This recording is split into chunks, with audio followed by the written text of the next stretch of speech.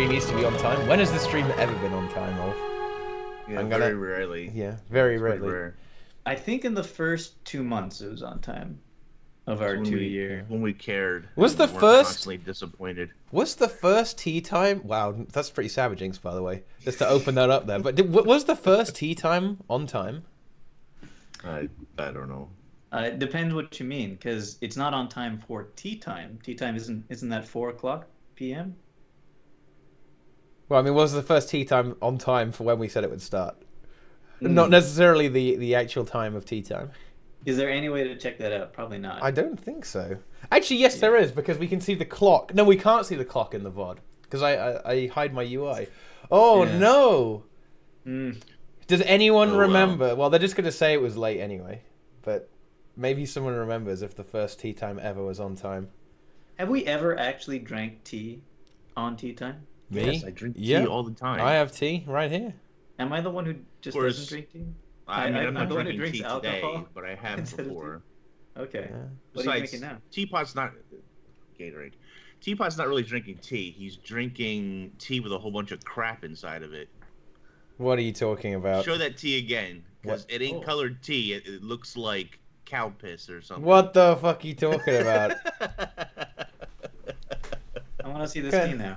It's got milk in it. It's got milk in it, yeah.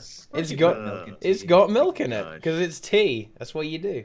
You put milk in tea. Come on, English breakfast. You don't. Mm. No. You have it black. You have black tea. Oh Do you wait, like- are you telling me, Inks? Are you like an herbal tea kind of guy then? No. Okay, all right. You just take straight black Earl Grey or something. Tea. Earl Grey hot. No, I don't drink it. Nice. I usually drink a white tea actually, but.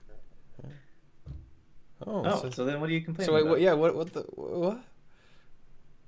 No, as in white tea leaves, not add milk to your shitty tea. Oh, no. the fancy white tea leaves from all the way from Japan. Imported. That's right.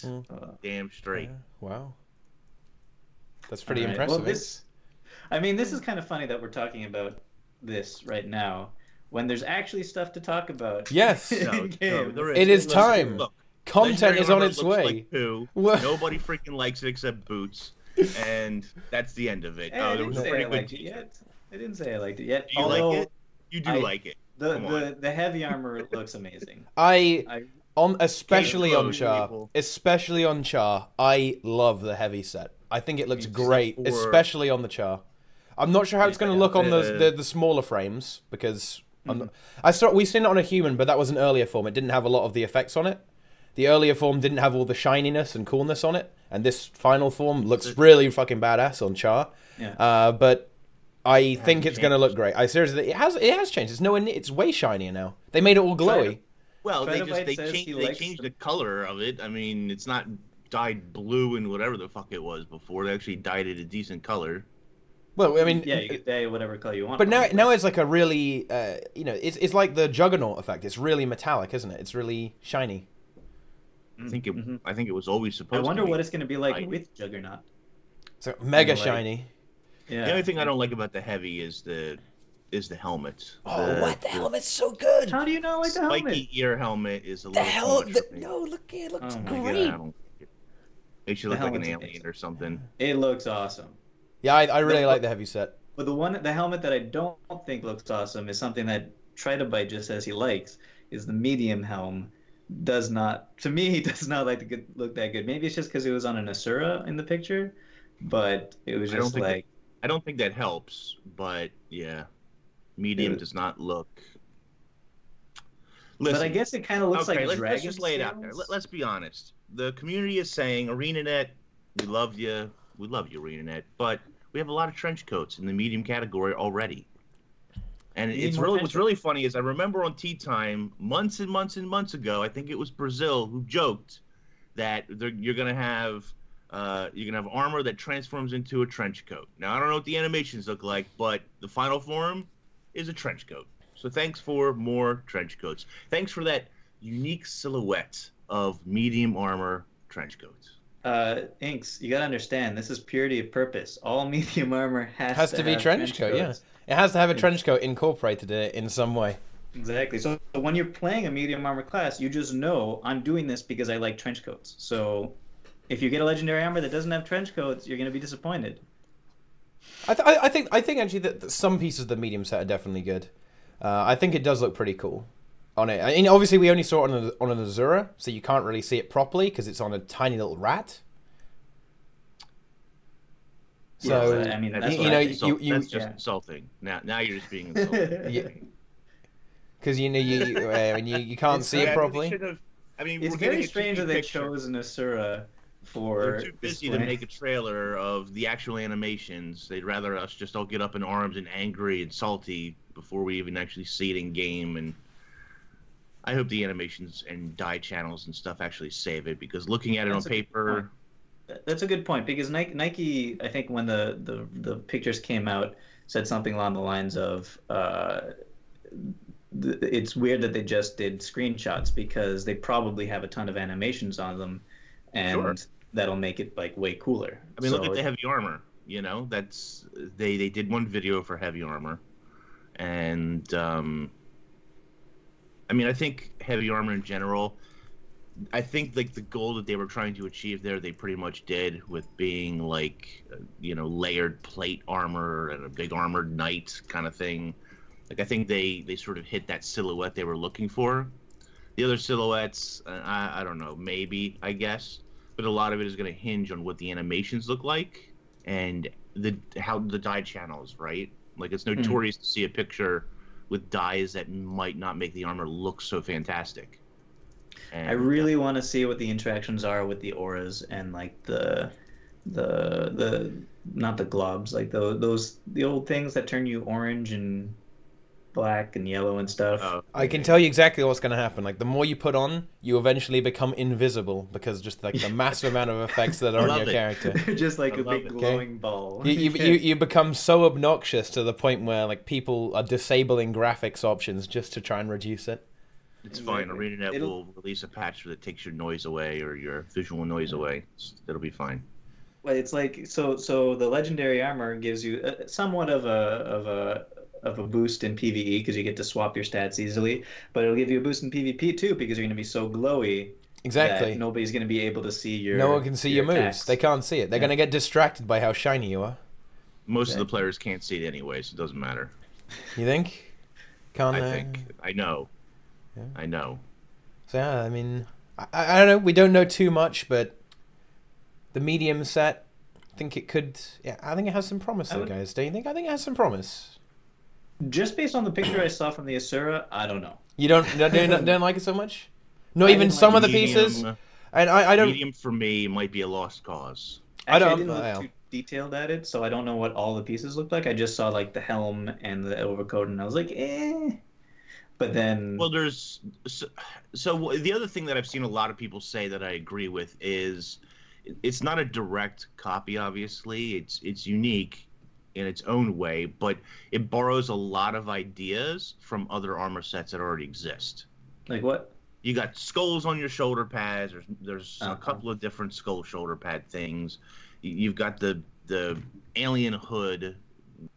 Skulls on your shoulder pads is just sort of like it's a staple, right? You need to have skulls on your shoulder pads. What else are you going to put on there? How are you going to be edgy? No, how are you going to be like edgy without skulls? A giant single skull, like a beast skull on your shoulder pad. Like, there's several of different ones of those in the game. There's even an outfit that cannibalizes that idea. Then the ridges that are on the actual medium armor are very raw armor-like. Oh yeah. It's in some ways. So like I said, there's a couple of outfits / armors that sort of has a lot of similar themes, but the legendary armor is supposed to have a unique silhouette, and so because it borrows sort of a lot of these similar ideas, I think it takes away from its. I think it takes away from it as well. Yeah, I wonder if they were held back by the fact that it has to be leather, like it has to be a leather armor, a medium armor. Nah, I don't know. Why do you think that? Why do you think that? Well, because I don't know, like just because it's leather, it has to be a trench coat. Is that what this is? Like, it has to be a trench coat? Pretty much. Yeah. Does it though? Does it really have to be a trench coat? It does not. Yeah. I mean, what else are you gonna do leather in? Like chaps? assless chaps. Well, guess it doesn't so. have to be assless. Legendary assless Legendary chaps. assless chaps. With a gimp mask. There's a lot of people in stream right now who would definitely be down for that. A little bit of gachi in the game, you know, a little bit of gachi munchy. Yeah, see, look, there you go. Yes, please. There we go. Before I deleted my thief, she was using a combination of armors that had no trench coats, and she looked really good. So there's plenty of armor combinations that don't involve a trench coat. Definitely, but not legendary armor, because that is a trench coat. But no, you're fine. You're gonna be fine. You can use just some of the pieces. Right, that's the joy of legendary armor, right? My original character, my ranger, the only medium armor class I have left, I'm just gonna delete. I will be fine. I won't have to worry about it. I think you got a point. Like about trench coats, I have Thanks. 3 medium armor classes. Obviously, the three classes. I have 3 characters that are medium armor, and only one of them. I've done Fashion Wars 2 on them all over the place, but the only one of them wears a trench coat, and I also feel kind of bad about putting the trench coat on him. And like, there's not that many options for medium armor not to have a trench coat, and so I don't know. I think trench coats. Don't get me wrong. I don't have anything directly against trench coats, but there's a lot of trench coats in the medium armor category. There's a lot. It's true. If you're really into trench coats, you got a lot of options out there already. Did you really need to make the legendary serious talk for a second? Real talk. Did you really need to make legendary armor a trench coat? Really? But then how else? You couldn't design are it you in going to any other protect way. your legs? You're a medium armor class. It doesn't have to be fucking plate mail or anything crazy. You need a leather trench coat pants so you is can good like enough. wrap it around you to protect your legs later when something attacks you. There's just so many options out there that the designers could have gone. And I'm not even an artist or a fashion person.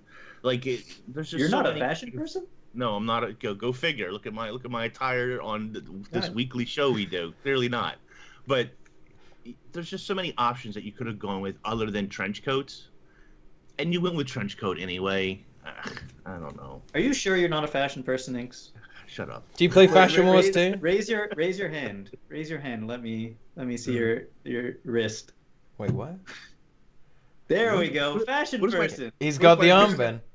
Oh, because I have. Yeah, you accessorize. It's stylish, man. Yeah. Yeah. I'm not a fan of the trench coat because it's overused, basically, is what it comes down to.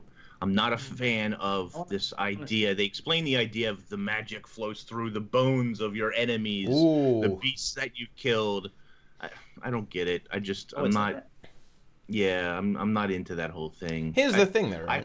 I hope the animation is cool. Maybe the animation sells it. It has to at this point for me. And they should also showcase it on a character that is not the smallest race in the game. Throw it on a human. That's what most people play anyway. Just do it. Yeah. Anyway, so that's just the medium armor. I'm already without the animations. I'm already sold on the heavy armor. Oh yeah. But yeah, absolutely. I think something that they're important to note is that you can mix and match the pieces. I mean, if you don't want to make all 6 pieces, it's not like an outfit. It's not like an outfit. Imagine if it was a legendary outfit. That would be unbelievably. That would be quite the meme. Actually, that would be quite the meme.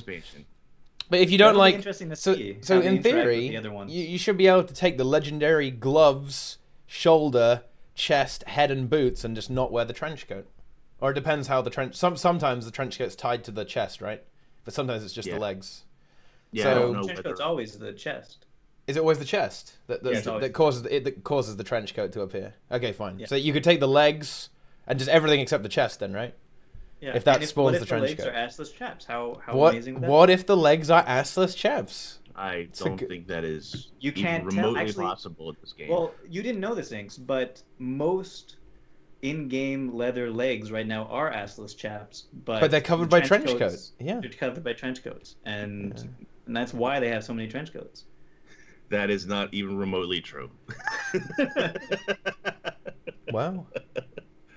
I will say, so the light armor is the exact opposite. I had thought that the static shell butt cape was part of the chest piece, and it's not. I was corrected. It's part of the legs. So if you like the light chest piece, you can just not wear the legs, and you'll be okay. You don't have to deal with the butt cape. I am sad. I am damn sad about the legendary light armor. I am not gonna craft it. You and me both.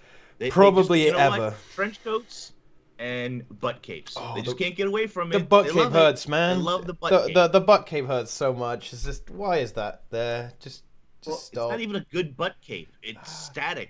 Yeah. Someone described it to me like a lobster. Yeah, yummy. It was yummy actually. It's like a lobster tail. Like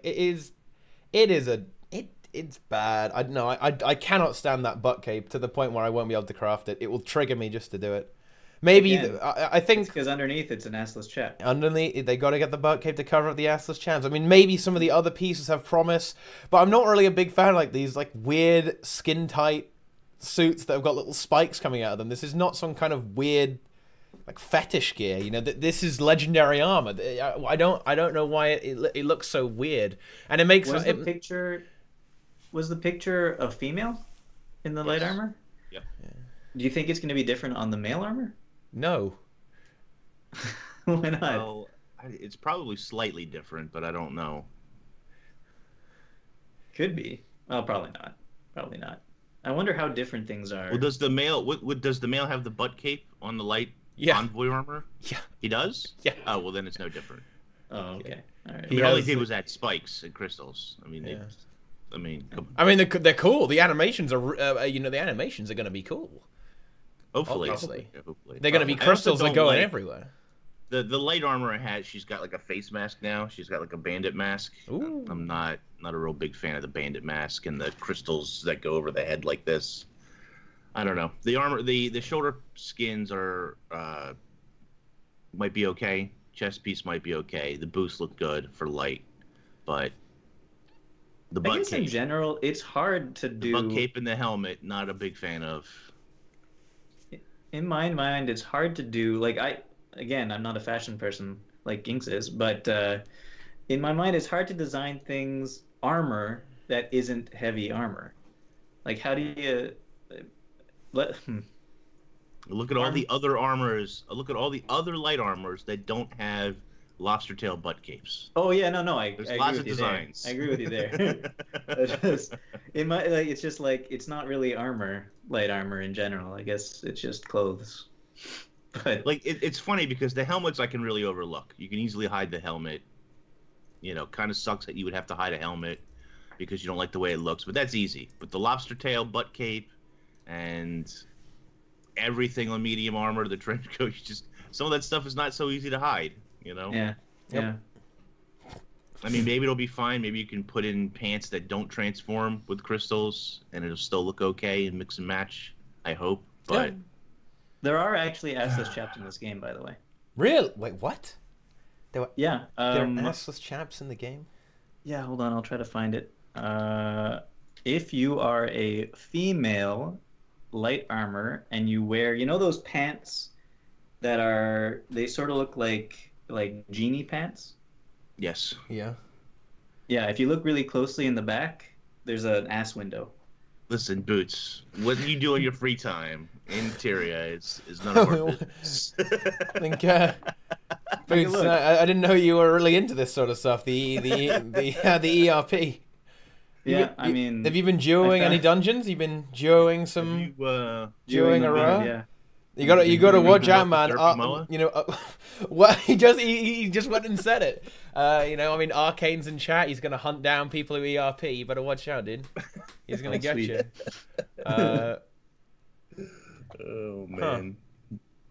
So I'm not the biggest fan of the looks of the armor, with the exception of heavy, which I play meme Revenant, so good for me, I guess. But I am excited for the Rune swap. I know for some people, like I was watching One Up left a comment in a thread on Reddit about where he would rather just swap armor because it's faster, and I do get that, but I would rather save inventory space. I would rather not have 4 and 5 armor sets. So for me, the runes, the rune swapping is going to be a big plus. Not my preferred method, but a pretty good one overall. I currently have on my elementalist, I have 5 different armor sets in my inventory, and wow. Yeah, it's not good. I have maybe 12 slots for anything else. Ouch. So, Well, yeah, you gotta so get some. You gotta get some gems, dude. legendary armor. Oh, legendary armor. Yeah. That's right. Except I gotta actually. I think I have like 20 something insights right now. I think I'm far You're a behind. little bit far behind, you know, just a little bit. Yeah. But if you want to swap one rune, you're gonna be good. You're gonna be golden, man. Well, Exactly. and I see Dark in chat here, and I've seen somebody else say this on either a video or a live stream or something, that they need to do an apply all to runes, like a right click apply all to runes to make that process even easier. But yeah, I don't know. I would still rather do the stat swap than change the armor out. It just means I have to carry less, which for me is a big plus. The question is, does it apply all runes and prioritize your armor and then leave your aqua breather out of it? I mean, underwater combat. Yeah, I mean, sure they could. I'm sure they could. Yeah, they probably do. But I mean, underwater combat, like that's quite the meme right there. Yeah. And did anyone do that except for the jellyfish fractal? Are they ever going to bring underwater combat back? Because I know in the trailer they had a submarine, and Right, there was water there. You're inside the submarine though, Yeah, so but then you probably get out of it at some point, right? never. You're stuck inside the entire. The whole new map That's is it. just Game's submarine. over. There's a bug where you're stuck inside the submarine for the whole story. Nice, nice. But yeah, there's water there, so probably there's going to be some underwater stuff. No?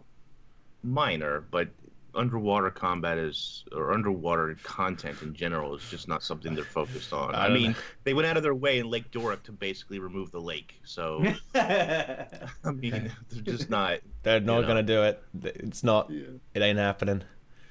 Yeah, probably not. I mean, maybe eventually someday, but not anytime soon. I don't think. The next raid is gonna be underwater.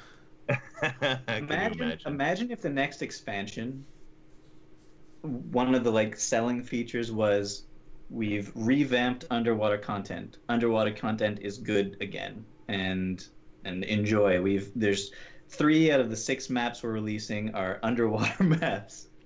I think that would probably kill the game, Boots. You think? Okay, yeah, Yes. You're probably right.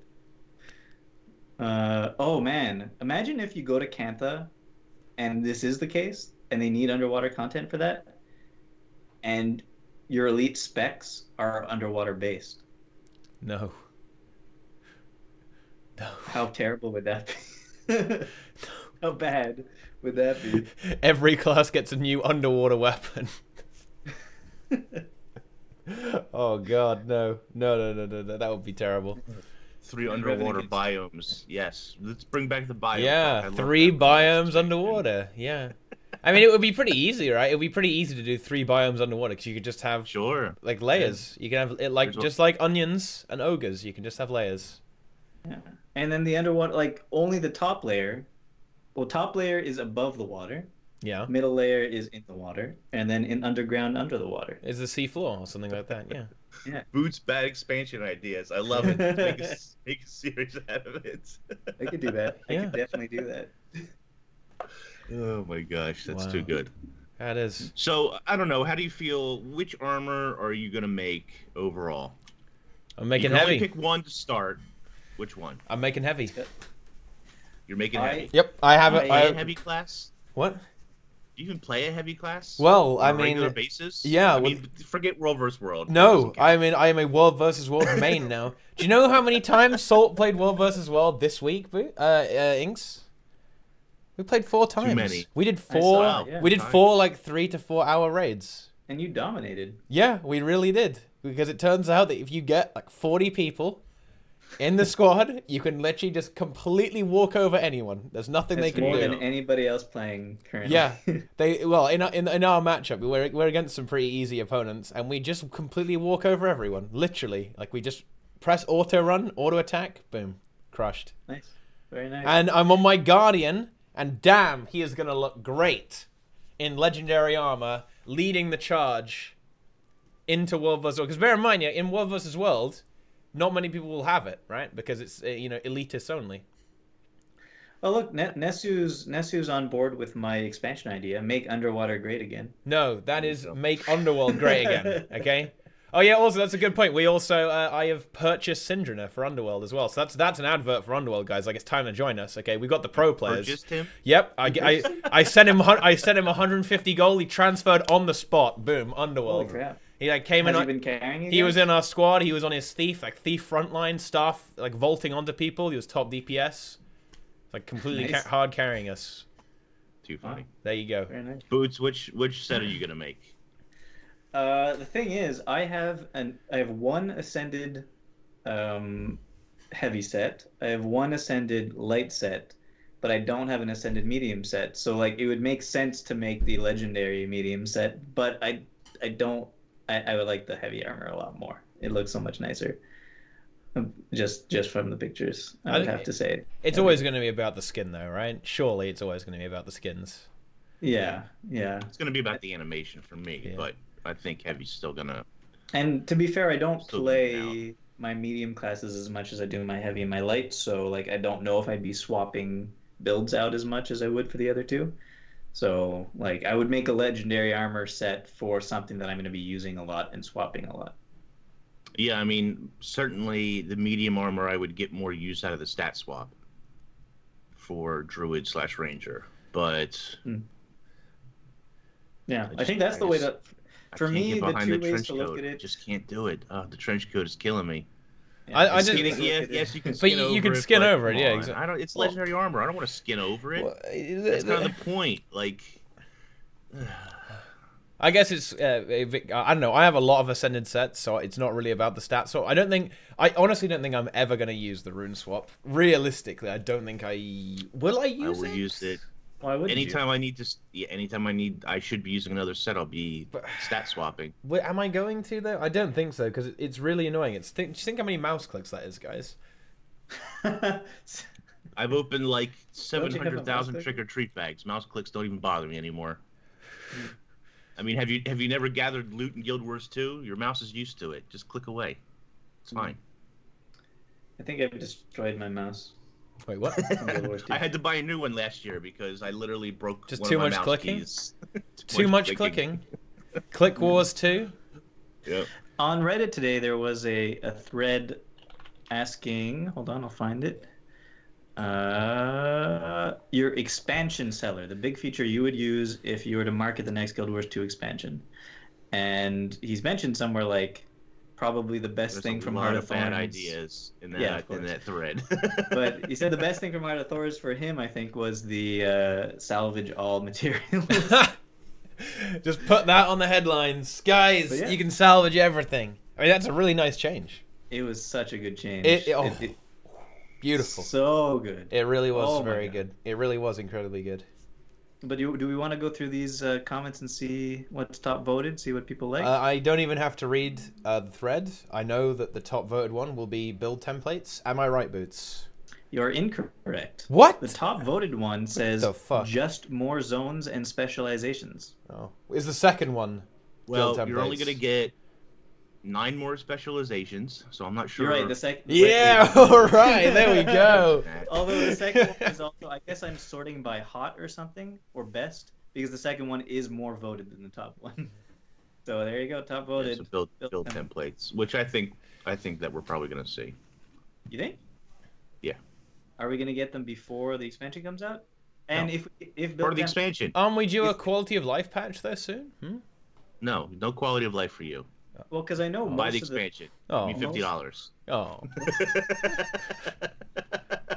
a lot of the prep, a lot of the quality of life stuff came before the Heart of Thorns expansion to prep for elite specializations and stuff like that coming out. It was about this time, wasn't it, as well? Like about this time? Right, but if they're going to use it to sell the expansion, then it won't be out ahead of time. How would they use it to sell the expansion? That would mean that people who don't have the expansion can't have build templates. Correct. Inks is now head of marketing for ArenaNet. Yeah, that's right. Look, Boots, you're lucky I don't put it in the gem store. per character. But they already discussed this though. We discussed yeah. They you would buy build templates in the gem store. They would 100% buy it. They would definitely buy build templates. They should buy template slots. Let's make money. First, you had the great idea of putting the Elementalist sword in an RNG chest. Let's put build templates in the Black Lion chest. Yep, that's your uncommon drop build templates. Oh yeah. Hey, I've actually had pretty good luck with the elemental sword because there'll be so many salty people. I've paid $200 and still don't have. Yeah. Guild slots, yeah, I would buy guild slots as well. Actually, yeah, I'd buy guild slots. Oh my gosh, let's do it. Put it in the Black Lion chest. Get it in the chest. Oh, people will be so crazy. Black Lion chest is not going away, but yeah, I would like to see less really cool stuff going in there. So build templates. I think it's going to come with the expansion. Whether or not you'll need to buy the expansion, you could be right. Maybe not. Maybe they'll release it ahead of time, and it'll be like a structured PvP World vs. World thing where, like World vs. World, whatever they add, they can't lock that behind an expansion because it's available to everybody. Mm-hmm. So, maybe build templates will be the same thing, but it'll be like, we released this with the expansion, but technically everybody gets it, I guess. I don't know. I have a question. Did they remove Black Lion keys from loot tables? What's that? Because I remember in the first few months of the game... No, they still drop. Do they? Still drop? Have you? Yeah. When was the last time you had a drop? I don't know, 6, 7 months I know ago. I get them from story rewards sometimes and achievement rewards and like PvP tracks and stuff like that. But I don't think I got one from a drop in years. I haven't got one. I mean, don't forget that a Black Lion key... Mithrin says they still drop. Oh. Yeah, they got one 3 weeks ago. Black Lion keys share the same drop table as a precursor. So when you get that Black Lion key drop, you could have got a precursor. Nice. Feels good. Feels good, man. At least they used to. Maybe somebody will correct me and say they don't anymore. But in 2012, they certainly did. Well, there you go. I did not know that they would still even dropped, but they're not even that good. To be honest, Really? Yes, really. Yeah. Yep. Amazingly, Black Lion key shares the same drop percentage as a precursor and table as a precursor. Huh. Interesting. That's actually pretty crazy. I've never had a precursor drop. I have had exactly one precursor drop, and it was the Bard, and it was in World vs. World. Wow. A few inks, I missed out on 45 pre's. Yeah. Sorry. Get right, 45 kid. 45 keys you found? You're very lucky, man. What the hell? Crap. You're so lucky, dude. Yeah, I've had maybe... I can't remember exactly. I can remember maybe getting 4 or 5 keys in all the years that I've played, maybe, from mobs. And then I've seen one precursor like last year. What the hell was the precursor? It was the shield, I think. I've never. It was like a mediocre precursor. It was either I play a lot less than you guys, which I think is true, or I'm just a lot less lucky than you guys. Yeah, I mean, I was over my. I am never lucky. What do you mean you're never lucky? You keep on telling me how, like, last week I got 17 different weapons boxes from.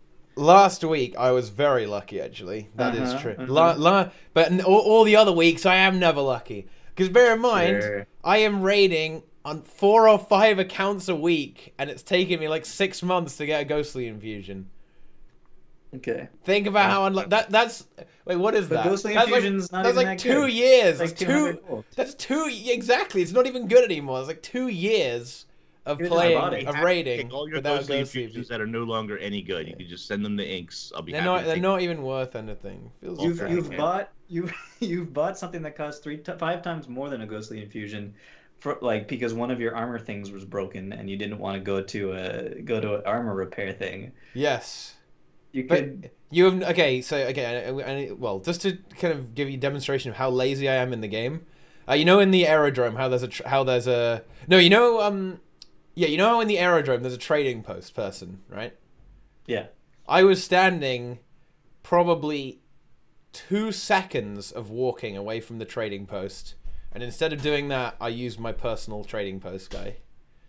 Well, okay, that's fine. But as long as you didn't go on the TP and buy one because you wanted to, I don't know, that's that doesn't even make sense. You need to go to the TP to buy something to use the TP. I mean, I would probably do that if that was even possible. Yeah, you would use a one of those one-time use trading post things to buy the trading post thing because you didn't want to walk 2 seconds. Yeah. I see you doing that. I mean, I would do that. I mean, if I had the gold, I would buy all of the permanent things. What I have? How do you not have all the permanent things? It's 2K17 inks. They're expensive. They're not cheap. You know what else isn't cheap? Have you seen any of my ecto gambling videos? I don't normally win very often. I don't know why you did that. That was not smart, Inks. I seen the video. Hey, I eventually got it in round 2. I eventually got all the dies, so it ended up good in the end. I guess so. The permanent bank's like 5K. Yeah, that was actually kind of difficult, but I just abused I abused the Lunar Festival and made an insane amount of gold. I don't know why not everyone doesn't do that. I genuinely do not understand why not everyone does this. How do you abuse the Lunar Festival and make lots of gold? You just have you have like 10 accounts and you buy the 10 accounts.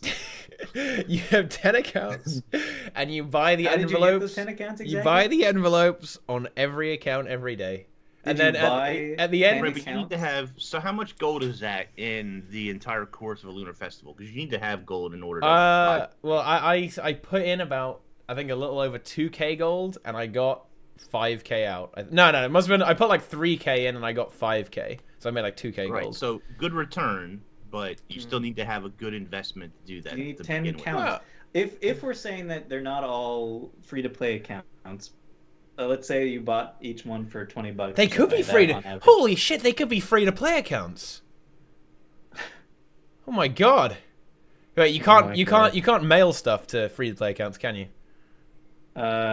No. They can't. Can they not send mails? They can't. I think it's after a certain amount of time you could start doing that. Because I need to be able to transfer stuff from that account back to my main. That's what I'm saying. I think after a certain amount of time you're allowed to do that. Oh no, you can't transfer gold. Wait, but can you buy ectos? No. I mean, it's not about the gold. They cannot send. Can they send? Can they send items though? Free to play wouldn't have the gold. Yeah, there's no way. There's no way that would work. That would be way. That would be ridiculous. Regardless of that, you need to have an initial amount of money in order to buy the envelopes. Like you can't be. Well, you always make money on them. You pretty much always make money on them as long as you stack up Magic Find. So you're not going to stack up Magic Find every single day. Like you're going to do it maybe over every couple of days or something. You could do it. Just wait to the end. It was glorious. I made a little bit of profit, but I couldn't afford to wait to the end of the festival. Let's say I don't have that kind of money to just invest in envelopes to the end of the festival. Eric the Nocturnal has a good point. Inks, how many podcasts are you on, or have been on over the last 2 years? Have been on ever, or am I on? Yeah, like name all the podcasts you have been and are on. TeaTime, Kit and the Travelers, Talking Scrit, Guild Gab, and I was a guest on Guild Mag once or twice, and I think that's it. That's it? Only 5? Okay, I thought it was like 12.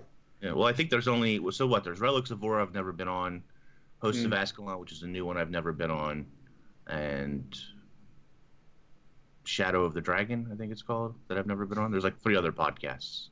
Hosts of Ascalon, which also used to be, or it has a few of the same people as MMO Reporter, Guild Wars 2 Reporter. Right, and I was never on MMO Reporter, but I did like a creator spotlight or something once. So I did like a bit for them one time, but I was never on a show per se. Okay. Just have to do with anything. Well, I just wanted to say I don't know what it is about me, but nobody asks me to be on other podcasts. You got to go out there and no, you don't.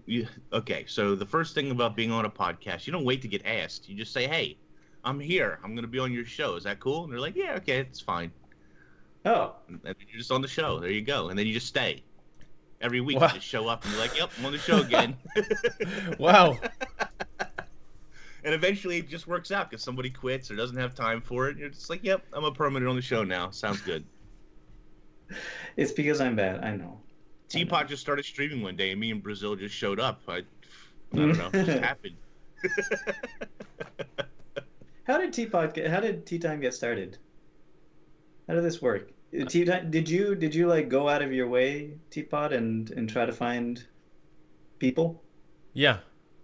Oh, okay. Well, there you go. Inside look at TeaTime. There you go. Yep, Now put you your know. food in the door. Put your foot in the door, and then don't take it Yeah. out. It's No, exactly it. I just searched for the wisest sages in the Guild Wars 2 community, and that was obviously MMO Inc.'s World of Boots and Brazil DNT, as he was. What qualifications did I have back 2 years ago? What was my draw? Oh, I like your videos. Oh, okay, good. Yeah, that's good. There you go. It's funny when TeaTime started, I was on. My brain's not working. I was on Guild Gab. I had to look it up because I couldn't think of the name. And I was doing my own podcast with Matsta, and that was it. Oh yeah, Matsta. Which was a Where's lot of Matsta work these because days? it wasn't. He actually goes to art school in Seattle now. He like moved across the country. But anyway, drugs. Yeah, don't do drugs, kids. Bad. What? Someone said drugs. But eventually I stopped that podcast. He was getting busy with real life. I was trying to juggle too many things. It's tough. It's tough to run these things. It's not as easy as it seems. Mm-hmm. And then you guys had the terrible idea of playing some Minecraft knockoff instead of actual Minecraft, which didn't make any sense. Oh, well, that's a funny story. He's been trying to get me to play Minecraft since 2012, since Guild Wars 2 started. Wow. Still haven't played Minecraft. Never been baited. Still resisting. You want me to lead you through? Actually, no. You'd have to do it with Matsta. No, I don't have to do it at all. I'm never playing Minecraft. Nah. I've never played Minecraft either. I just don't want to play. Let's play Minecraft right now. No, let's not play Minecraft. Boots' Minecraft videos because I don't need to play it. I just watch other people. It's just like Guild Wars 2. I don't really play Guild Wars 2. I just watch Teapot play Guild Wars 2. Yeah. It's I everything I know I learned from watching Salt. That's it. Oh. That's all I'm Woo. Okay, that's quite the view on the game you've accumulated there. Hey, hold on. So bottom left-hand corner, we got two people sitting into your view. One of them's naked. Is that a light armor character? Because if so, put on those genie pants, and we'll look at this closely. They don't have assless chaps, dude. Put on the genie pants. I'm telling you. I don't know if they're even able to pay attention. Yeah, there's a delay on the stream, so you have to wait a little bit. Yeah, right. It's not really mysterious that I don't have gold. I spend gold or I gamble gold away constantly.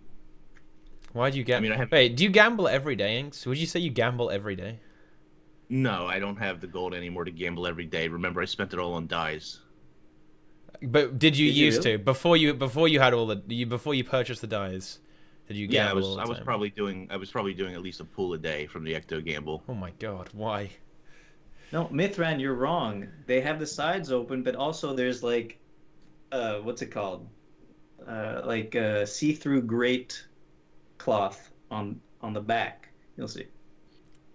Oh no, she's a heavy armor. You'll see. You'll see. Yeah, not just addiction. It's just I'm to the point in Guild Wars 2 where nothing really has value anymore. Anything that I want in the game has such a high value that I would have to save for months to make or get those things. And even if I get them, they're only skins that are going to be replaced by other skins. What do you want in the game? What do you want, Inks? Mm-hmm. Like saving up for permanent contracts, right? But the reality is I would only use a couple of those permanent contracts every now and again. Mm. You know what I mean? Making legendaries, like making bolt that I don't even like just so I have the legendary weapon sword. I'm kind of waiting for the new sword to see what that looks like before I make that sort of jump into it. And then, like, I'll make legendary armor. But, like, there's very little things you need gold for when you've been playing so long. Yeah. Eventually. So I think I have like 70 gold right now. That's more than enough to pay for, like, whatever. If I want to go raiding, I have plenty of food and stuff to go raiding. If I want to do fractals, there's just no need for gold unless you want the high ticket items, to pad your account value out, which I don't really care quite too much about anymore. So I'm constantly scrounging for gold in this game. Constantly. Like I don't Well, and I'm not good never have at playing the gold. trading post. I've never been good at playing the trading post. I'm just not a patient person. I really ain't. Am not, excuse me. I really ain't. I'm really not a patient person with the trading post, so I'm no good at that. And I just like, I don't know. I do fractals every day, more or less. And I used to raid every week, which I haven't really done in a long time. That's it. That's all I do in the game. I mean, and I do achievements for whatever story there is. Yeah. But none of the reward, like, it's unfortunately because of the way that the game is set up now, there is literally no reward they could give me unless I think it looks cool that would be appealing. Kind of sad, but that's just the truth of the matter. And don't forget too, I'm in a very niche situation where I enjoy playing very minimalistic. I don't like lots of characters. I don't like gearing lots of characters. You I don't once like did most have of a the ridiculous professions or amount of classes in the characters. game. Yeah, so like the game has an appeal from a collection side of things for me, but the collections I need to complete, like a molten jetpack, is like 9,000 gold. I'm not gonna pay 9,000 gold. Are you out of your mind? You know, I'll try and save up and get some of the Black Lion skins that I will never use, just to get more Black Lion skins. You know what I mean? It's kind of pointless.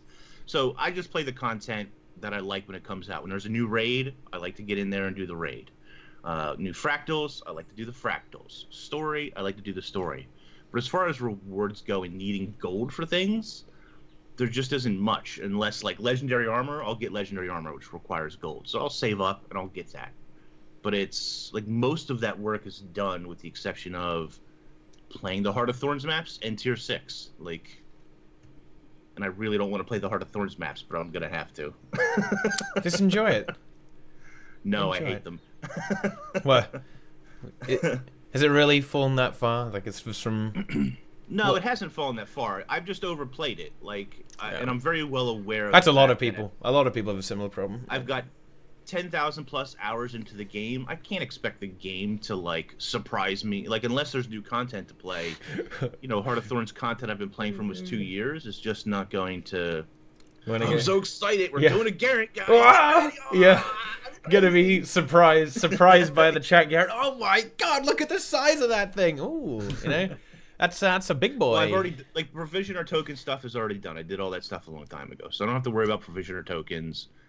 Raid tokens, that should be really fun because now people are going to be giving up their legendary insights. Yeah, yeah. So now it's going to be kill proof, this is a real meme here. Like the legendary insight is now just dead. I'm so glad we have legendary armor up because there's no way. Actually, yeah, there is. You're gonna have to link the. You're gonna have to link the legendary armor armor, right? You're gonna have to link legendary armor. now. You have to wear the legendary armor, and that will be. You need to either show 150 Li or legendary armor or something like that. That's right. Just, The only way you could get into raids is if you have everything you would ever want from raids. Yeah. Right. Yeah. Like. I think it's gonna be really interesting to see like how many people kind of like stop raiding because they have 150 Li. They just craft the set and they just don't come back. What really blows my mind? So the day that the legendary armor preview came out, I seen a thread on Reddit, and there was like 5 or 6 people at least in this thread who were like, "I'm gonna get my legendary armor, and then I'm gonna quit the game." And it's like, what? That doesn't make How any does that sense. make any Why sense? would you do that? They were Why like, quit- I've been why not waiting quit the 2 game years for before legendary getting- armor. I'm gonna make the armor, and then I quit the game, and it's just like The whole game. what the fuck? Why are you waiting 2 years for legendary armor to quit? That doesn't make any sense whatsoever.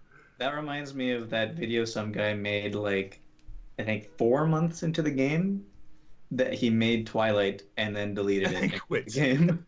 Got it. He did it. This is draining. I'm done. I'm out of Congratulations. here. And it's funny, but you've seen a lot of that back in 2012. People would rush to make a legendary, do a lot of grind that they hated, and then get their prize, and they're like, okay, now I can finally quit. It's just like, Yeah. what a waste of time. But so you are more into, like, the new stuff coming into the game nowadays since you've already, like, experienced everything else. Yeah. Speaking of new stuff, we should be getting a patch this Tuesday. Oh, really? I don't know. Yeah. I don't know if you guys knew this. I think we are going to be getting a patch. And I think Inks, you did a trailer analysis of this patch. Lay it down, Inks. Just drop it on us. Everything about it. I did an off the cuff, which some people don't seem to like, but whatever. I did an off the cuff analysis where I made a whole lot of mistakes. I called things skelks that weren't skelks. And how dare you? Was that the worst thing? That was like people just homed in on that. Yeah, that's not a skelk, Inks. Yeah, nice. There were a couple of mistakes that I made, and then there was some editing I did because I couldn't remember the name of things. My brain is just not what it used to be, you know. Feels bad. Old man Inks for sure. But I don't know. I really liked the trailer. I thought this teaser. I should stop calling it a trailer because it's more of a teaser, right? I thought this teaser was really good. I especially liked that moment with Casimir where, like the facial expressions I thought was really well done on her. She's looking up at what we assume is Lazarus, and she's like, "It can't be," or something. And the way that her face changes, I don't know, really well done. The same thing, they actually do a great job, don't they, with the facial animations these days? In all the cutscenes, they look kind of good, except when they look kind of derpy. Sometimes they look really derpy and stupid, but sometimes they look really good. Except, don't you remember in the last episode, they had a trailer with facial animations for like the entire Jenna speech, and then in the actual episode, that wasn't there. There was no cutscene of that with the facial animations of her talking. So it seems as though they're actually, for these trailers, doing specific facial animation things of dialogue that is in the game, but maybe not actually in the game. You know what I mean? So it looks like they're actually putting extra special effort into these trailers nowadays. Not in-game footage. I hope that's in the game, because I don't know. The other one wasn't. The Jenna speech wasn't. That's a good point. And yes, I keep calling it an island when it might not be an island. I know that, but it's just the whole water scene. That's the other thing too. The submarines are approaching the new map area. And I really like the water. I like picking out the little bits of, like, you can see the updrafts and, the magic that is floating, the balls of magic that are floating on the island. And I really dig the Land of the Lost feel that you get from the very few screenshots of the map that we see with the ferns. And it's sort of like in this cave grotto sort of area. It looks really cool. What if it's like an underwater tunnel to the Isle of Janthier? Yeah, I mean... Yeah, it could be.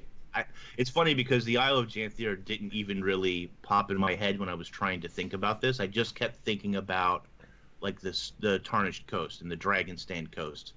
And after I had made the video, I thought about it a little bit more, and I thought about... DeRoyer had done a thing on Twitter where he, like, photoshopped a little thing or whatever where the map could be between Radin Novus and... Is it Radisum, I think? It's like there's this space in between there where a smallish sort of map could fit in.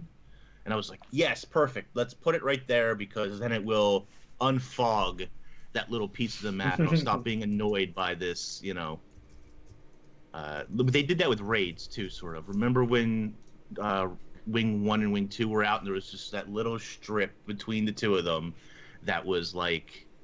fogged, scribbled out or fogged over or whatever, and eventually they just unfogged it because it's useless jungle. Because why not? Yeah, I mean that whole map thing. I think Junie will be on my side. That whole map thing annoys me when it's not. When it doesn't fit together properly, is it triggy? It doesn't fit. Does it trigger you a little bit properly? Yeah, a little bit triggered. A little bit. Yeah, a little bit. Yeah. Well, it is kind of satisfying, but it's also. Do you not feel? Well, I don't know. This is kind of pretty off topic, but. If they all fit together, it just don't you think that kind of makes it look very artificial, like how everything fits together perfully, like the way it is in Corteria? Because a lot of them are just different rectangles. Yeah, exactly. Together or whatever. Mm-hmm. Yeah, I'm not saying that they have to be. I'm not saying that they have to Tetris together like that, but if you have a useless bit of, let's say, jungle or unpassable land, don't leave it. Just fog it out. Like, don't fog it out. Just reveal it as. This is an unpassable mountain right in the middle of whatever. Like, I don't care that I can't go to that little area. Just don't leave it fogged. It makes the map look weird. Don't leave it fogged. I agree. And also, at the same time, though, if the fog is there and there is enough space for something to fit there, it's always nice to have like that little bit of hope that one day there might be something interesting there. Sure, they could always put like in some of these small areas, they could put.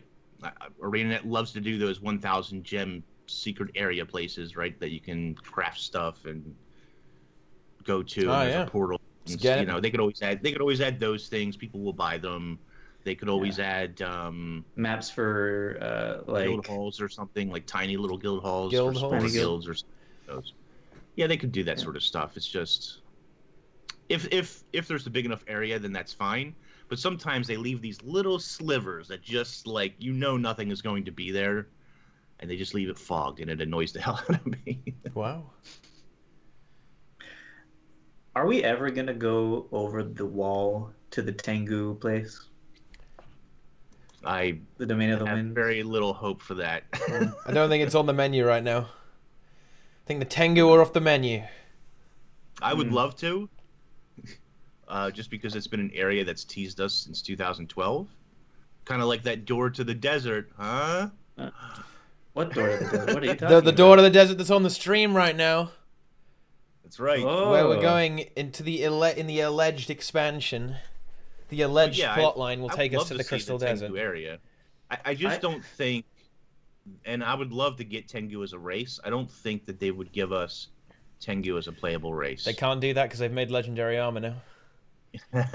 They have They'd have to do all the clipping again on the Tengu race. Right. Well, not just that, but they have to match all the armors up on the Tengu. And I know that Tengu work off a charm model, but it wouldn't be perfect. There'd be a lot of work involved in weapons and armor. How it sits on them, clipping and all that other kind of stuff. We know how long of a process that is for ArenaNet. Plus, they'd have to make probably a starting area map, and it could be a higher level starting area map. It doesn't have to be a 1 to 15 map, let's say. But I don't know. They had made a statement a couple of years ago before Heart of Thorns, and how they didn't really feel like playable races added very much value to the game, which I think they're completely wrong on. But I think that if you're going to get a new playable race, it's going to be on the humanoid, it's going to be on the human model, and not on like a Char or an Asura model. Oh, so you're talking about like what that shaman's been digging. Right, yeah, we've been seeing that shaman unleash a lot of undead faces and stuff, which I think are just NPCs. I don't think they're player characters. Undead race? I don't know about that. Yeah, they can't do that because, wow. Theirs, but yeah. I would not be, like, an undead race would probably excite some people. Not really for me. That's fine, though. It doesn't have to be for me. But, I mean, what is the story there? You're an individual in an undead horde? Yeah, like you're a Palawa Joko buddy. I'm smarter than all the other zombies. That's kind of plausible there, right? The Palawa Joko. Yeah, because apparently Palawa Joko's minions are like sentient. They're not just mindless followers. Yeah. That's actually not entirely implausible. Well, and then Dewz is saying that they can't have an undead race in China. Oh, that's true. As long as you don't show bone, though. As long as you don't show bone, it's okay. Some of those faces kind of had bone. They had like Walking Dead zombie faces. They can just change it with. I mean, they changed the undead in World of Warcraft in China, right? I think, if I recall correctly. Well, they changed the way how a lot of things look in World of Warcraft in China. So they could just. There's already 2 separate clans anyway. So. It's true. Yeah. Mela, I love that comment. Undead race and play the story from the Ara trash mob's point of view, and then you have toxic elitists come there and just fuck you up on a daily basis. Feels bad, man. No, that's the kind of gameplay I want. Yeah, like imagine that. Like you can upload the Giganticus Lupicus benchmark video. Like how long can you survive? Like 1v1 versus human Ellie. So the guy at the gate for the Crystal Desert, does he still say the same thing? Does he still say this area is too hard for you? Well, what is? Doesn't he say it's strictly off limits? Isn't that what he did. says? Isn't he just says? It's he off used limits? to say like this is really tough stuff past this gate. You're not quite ready for it, or something like that. Let me go and check. I'm standing right there. Yeah, please do that. And by the way, Akun, I 100% agree with you. I think that adding a new race is a great feature to put in an MMO expansion. I don't agree at all with what they had said pre-Heart of Thorns. Maybe they've changed their opinion, I hope. But I'm just saying, like, I don't think that ArenaNet is going to do that. Maybe not, at least not in this expansion. We haven't seen any indication that they've sort of changed their opinion on that matter. Unless it's going to be a human copy race of some sort. I'd not. I don't think they're going to add another race. I don't see why. I don't see how it would even make sense. I don't think they will. Okay, so the guys... I think it adds a lot of playability to the expansion. Does it, because though? Players will want to play through that story and stuff. Yeah. I guess. There is a lot of problem, though, because I would expect a new race if they ever did a Corteria overhaul. I don't think they're doing a Corteria overhaul. Certainly not in this expansion. Because the story itself would have to be fixed in a lot of places for another race. Yeah. So, I guess depending on what the race is, maybe it's not as big a deal as I'm making it out to be.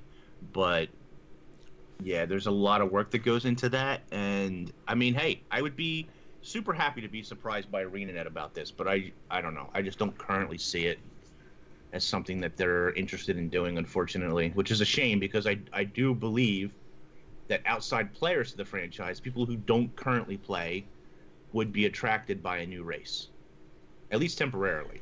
And then hopefully they get hooked into the game. Yeah, and then they buy gems. And they fund the next expansion. They buy gems. And then they buy raid clears from Yummy. Exactly. And it's the cycle. It's the cycle, the beautiful cycle of NA. Guys, Yummy has to pay for his lobster tail dress. So please buy raid cells. Yeah. Well, I mean, think of it. I mean, this patch is going to be great for Yummy. Like, everyone's going to be going for it. It's going to be like buying raid cells left and right. Okay, so here we go. The Desert Gate Guard says, this gate's closed for the security of Ebonhawk. I can't let anyone past without orders from Captain Samuelson or Queen Jenna herself. You then say, why exactly? And then he says, this guard serves as a barrier against the Crystal Desert. Letting you through would be condemning you to death. Dark events have befallen the desert. And you can say, what dark events? And then they say, truth be told, we don't know exactly. We don't actually know. Alternate facts. Alternate news. We've only heard whispers. We've been unable events. to contact Ilona since its last refugees fled the desert to Divinity's Reach. And then the closing text is, sounds dangerous. I'll stay on this side. Well, I've killed 2 dragons, but that seems that seems a little bit spooky. I can't deal with this. That's actually kind of funny dialogue. Yeah. Dark events equals 4 maps. Yeah. I hope it's not 4 maps again. That would really disappoint me. I think. Well, I don't know. Maybe I'm wrong on that. Even if they were gigantic maps, I don't know. How many biomes? I feel like, jeez, don't start with the biomes bullshit. I'm not believing biomes ever again. I'm not getting bamboozled by that one again. I don't see how they could do biomes in this one anyway, because it's desert. So underground biome. Yeah, you'll do underground tunnels, I guess. It's just that each map usually has its own sort of theme, its own flavor, its own perhaps meta events, its own exploration. And when you only have, say, 4 of them, even if they're gigantic and large, and yes, those things can sort of change as you go through a map, I don't know, it doesn't, it feels limited, even if it might not be totally limited. Do you know what I mean? Yeah. Yeah. I don't know, but also, my problem with, if it is going into the Crystal Desert, the expansion, is we've already got 2 different maps that came before Heart of Thorns. That is Heart of Thrones. That was basically desert and Mesa Desert, and I mean, I'm sure that they could do a few more interesting things with a desert landscape. But how much more interesting things could you do? I guess, I mean, if Calcatoric's down there and they have the big crystal structures everywhere. Depends what kind of damage Kralkatorrik has done to the desert, and Palo Joko's castle or forces or whatever. You know, who knows? Yeah. But yeah, but then again, I said the same thing about Heart of Thorns maps. I said I don't know how they're going to be able to make the jungle interesting for an expanse of maps, and they did a pretty good job, I think. Yeah, the maps are all very different, I think. Yeah. yes, that's true. They are. Yeah, I'll give them that much. They're all different. Yeah. Different enough. I think there's a good chunk of stuff that they can do with the desert, because you have just the desert for a start. You can have that there, and then you can have the all like Kralkatoriki messed up version of the desert, and then you can have some oases in there. You can have some like tombs, giant tombs from Palawa Joko. You know, I guess I kind of cool architecture. Yeah, Glint Slayer. Yeah, that sort of crystalline structure that we saw in the story, right? Dark Necrophia has a good point. The most important thing about the desert is for you to get properly ascended like you're supposed to, like you did in Prophecies back in the day.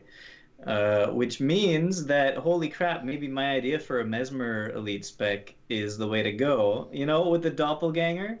The Mesmers, well, no, learn the doppelganger magic. I think it would be really good. I think it would be really cool to have that. But yeah. Wouldn't, I don't know. It seems pretty OP, though. I guess my other fear sort of... And then again, Chronomancer sounds kind of OP. So. That we're just going to get the desert. Like, it's just... Don't get me wrong. I want a very large map that is lots of desert. Maybe even 2 maps where you can sort of transition between them. But I want to go beyond the desert. I want to go more towards Alona and Vabi and all those other places that were part of it. And I just don't think... I don't think we're going to get to all those places. Oh, there's some great, absolutely fantastic locations in Nightfall, right? Some really, really, really beautiful, beautiful maps in the Guild Wars 1 Ilona for sure. So that would be really, really cool. Yeah, like Rima's saying, are we going to get to go to Istin and Vabi and Korna? Like, are we going to get to go to those places? I don't see how they can have an Ilona expansion and not have those places. How could they possibly do that? They'd have to have those places, or at least remnants of those places in some shape or form. Well, presumably they're still functional to a certain degree. Right? I really we know some shit's gone down, but they should be okay, right? There's no reason why they wouldn't be like totally exterminated or anything. Well, the undead Lich Lord says maybe not.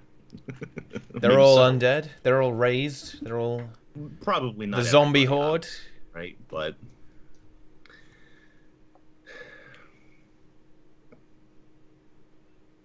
yeah, and that's sort of interesting too. There's this discussion of we've had 5, maybe 6 smaller maps from Living World, Living Story, whatever you want to call it.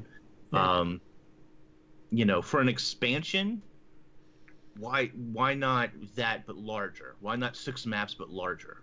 Because or more than 6 maps. But larger. I don't know. I always say this, but you have to. These 6 maps are part of the expansion. No. Yes. Wrong. Wrong. They are correct. Not. Correct. They are not. Valid. Yes. Oh boy. Strap yourself in, guys. We're about to go to war over this one. They are not part of they would not exist without the expansion because they would have no money. Okay. Well, I don't know about that. You can't say that they wouldn't have had any money going forward after that. Like the amount of money they did get a boost from the expansion, but and then lots from the elemental sword. They're fine. Yeah. But no, yes, technically, there's no way that they could have.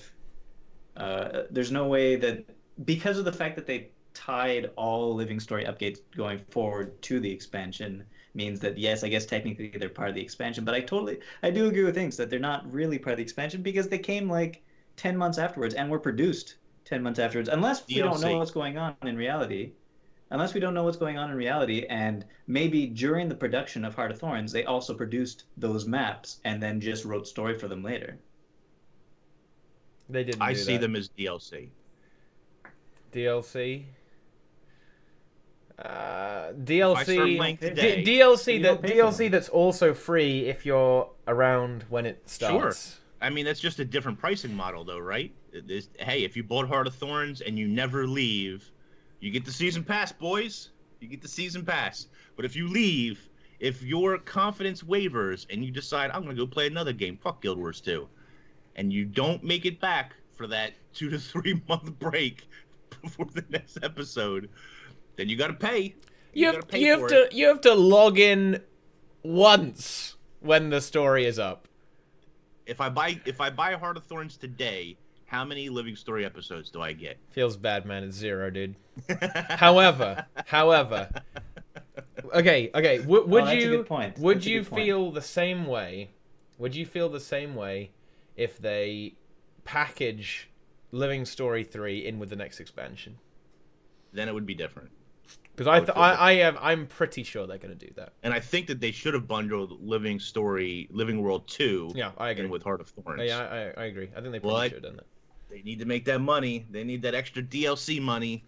Well, maybe that'll be one of the options. Get that cash. Get that next expansion. It'll be you buy the next expansion. If you pay $50, let's say, you get the expansion, Heart of Thorns, and all of Season 3 with it, and all of Season 2 maybe also. I currently consider it to be DLC.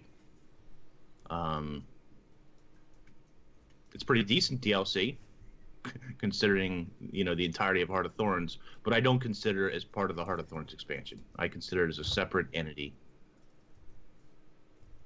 currently. Are we going to go back to the debate about whether or not you're going to be able to buy the expansion separately? No, we're not. We've had that argument. No. You and Brazil were wrong. Sorry. Go. What tea time was that in? That was a while ago. That was Brazil was here. It was probably in November. Go and watch all the other tea times to the point where you find that tea time. And that's actually watch somebody that brings debate. Up a pretty good point. Yeah, jeez, what a freaking me screaming into the mic. That'll be good. That's a good tea time for you guys to watch. That's a good point. So legendary armor is supposed to be part of Heart of Thorns, right? It's supposed to be part of the expansion, but it releases with this episode. Yeah. Do you not get? Oh no, you get it. If you just buy Heart of Thorns, but you don't have this episode, will you be able to make legendary armor? For sure. Yep. For sure. Yeah. It's not going to be tied. Separate. It's not going to be tied to Living Story. So it'll be separate. Yeah. Yeah, I think so. It will be you have to do something in the raid. Because the last Crystalline Hearts, they're all in instance content. Like the first 5 are fractals, right? Got to do Volcanic Fractal, Swamp Fractal, Snowblind Fractal, Underwater Fractal, and you got to hold a bunch of stuff in the raid. So there'll be something else in the raid. Like you have to stroke, caress Saul's body or something, like stroke his hair. 4 wasn't part of a story or nothing. It's its own entity. So okay, that makes sense. Yeah. Although, holy crap, new legendary weapons were sold for the expansion. And new legendary weapons are only attainable on those new maps, aren't they? Say again? Legendary weapons, the new legendary weapons are only obtainable when you have access to those new maps. And you only have access to those new maps if you have those story steps. It's true. So even though if you buy the Heart of Thorns now... You buy one of the DLCs. You have to buy the DLCs as well in order to get the legendary weapons, which are supposed to be tied to the expansion, not to Living Story. Right, but here's the other thing though too. No matter when you buy a Heart of Thorns, you will get one DLC included. Because people are saying you don't need the new maps for the new legendary weapons. Why not? Don't you need those? Don't you need those the currencies? You need Unbound Magic, don't you? You need Unbound Magic, and don't you need those? He's talking about the ones that you craft, guys. Not you can just go to the maps. Wait, how do you get to the maps without the Living Story then? How do you get to the maps? Why are people yelling at me when I'm right? Yeah. I don't think you're wrong. How do you get to the maps?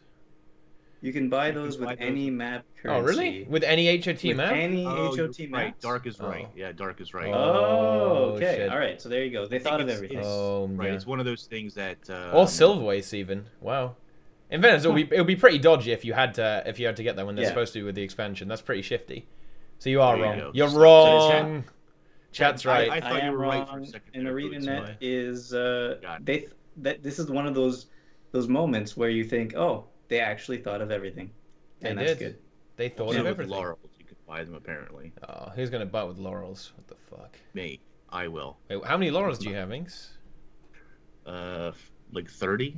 Yeah, exactly. You don't have many, do you? Yeah. No, I don't have many not either. many. Yeah.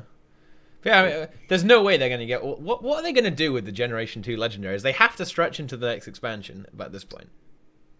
That's a good question. I don't know. Isn't that going to get a bit confusing, though? Going to get a bit confusing when it's going to be... We're releasing a new weapon for Heart of Thorns, but we're in Heart of the Desert. We're in Heart of Kralkatorrik.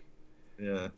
Heart of the Desert. Did they say that it was going to be a full array of all the weapons when they were talking about Heart of Thorns? Everything but underwater. Yeah. They did say that. Okay. So that will be weird. How many are they missing right now? What have we not got? A few. We haven't got new Warhorn. Haven't got new sword. We haven't got new torch, hammer. We haven't got new mace. Hammer, oh no, we have got a mace. We have Eureka. We haven't got new great sword. Great sword. Yeah. We got a shield. Yep. We got a staff. Dagger. We haven't got a new dagger. New dagger. We got a pistol. We got a rifle. We did get a rifle. We got a rifle. Haven't got new focus. Yep, focus. We haven't got new focus. Sword. Yep. I said great sword. So 7. So we need longbow. We haven't got longbow either. Longbow. We've got a list here. Warhorn, hammer, torch, longbow, greatsword, sword, dagger, focus. Why do I not see that? Oh, there you go. 8. We need 8 more. And is that half of them? Is that half of the ones we already have 8? Okay. We're halfway there. Halfway there. So at the end of Living World 4, Season 4, you can have all your Heart of Thorns legendaries. Oh, and Scepter for 9. We need 9. We need 9 more. Yeah, that'll be... Well, and supposedly we could probably guess there might be 2 more before an expansion announcement, maybe, right? Sure. Because we get 2 more episodes. Yeah, so 1 per episode. So then that means there'll be maybe 7 left to do in between now and the next expansion. But if they can't do that, which is very probable, right. What happens? What happens? Do they tie to the next expansion? No, they can't do that. Story. They can't do it. They can't do that. Maybe they can. Well, they can, but they can't sell it as a. They can't sell it as a point, and you can't need anything from the new maps. You definitely can't use anything from the new maps, and I mean, it seems as though they already have this in their head because, like the case where I was wrong, you can get the new legendaries through the old maps, and you don't have to have the only unlockable story steps. So probably they know in their head that they need to make it tied only to Heart of Thorns and not to any additional things that you would have to get. So yeah, I would say that they're probably going to somehow introduce them to the game, slowly but surely, but you won't need the new story steps. Yep. It will just be... And Hamato's saying they could release 2, but even if they release 2 per map, it's not enough. That's 4. Still not enough. You're still short. But maybe once they're done with the living story, which they must be nearly done with, I guess maybe they're not nearly done with it, but they're approaching the end. Maybe they'll have more time in the wind-up of the expansion. They can maybe push a few more out. Maybe. Because there'll be a few months gap between Living Story Episode 6 and the expansion, right? There'll be a few months. Probably at least 9 weeks, if not a little more. Yeah, so they may have time to push a few more out then. And that, as maybe. Chat has pointed out, that then leads us on to what are they gonna do with the new maps? Because presumably they're gonna try and push new legendaries with the expansion. I don't as well. think so. I don't think so. I don't think they're gonna make another set of legendaries. Yeah. You don't think so? You don't think they're gonna get not even 1 or 2? Maybe just a few. Not legendary weapons. I think they might do other legendary types of stuff. Oh, okay. Yeah. So jewelry then, basically, accessory, maybe trinkets. Legendary jewelry, maybe a different way of getting legendary armor, because that seems to be a sore spot for some people.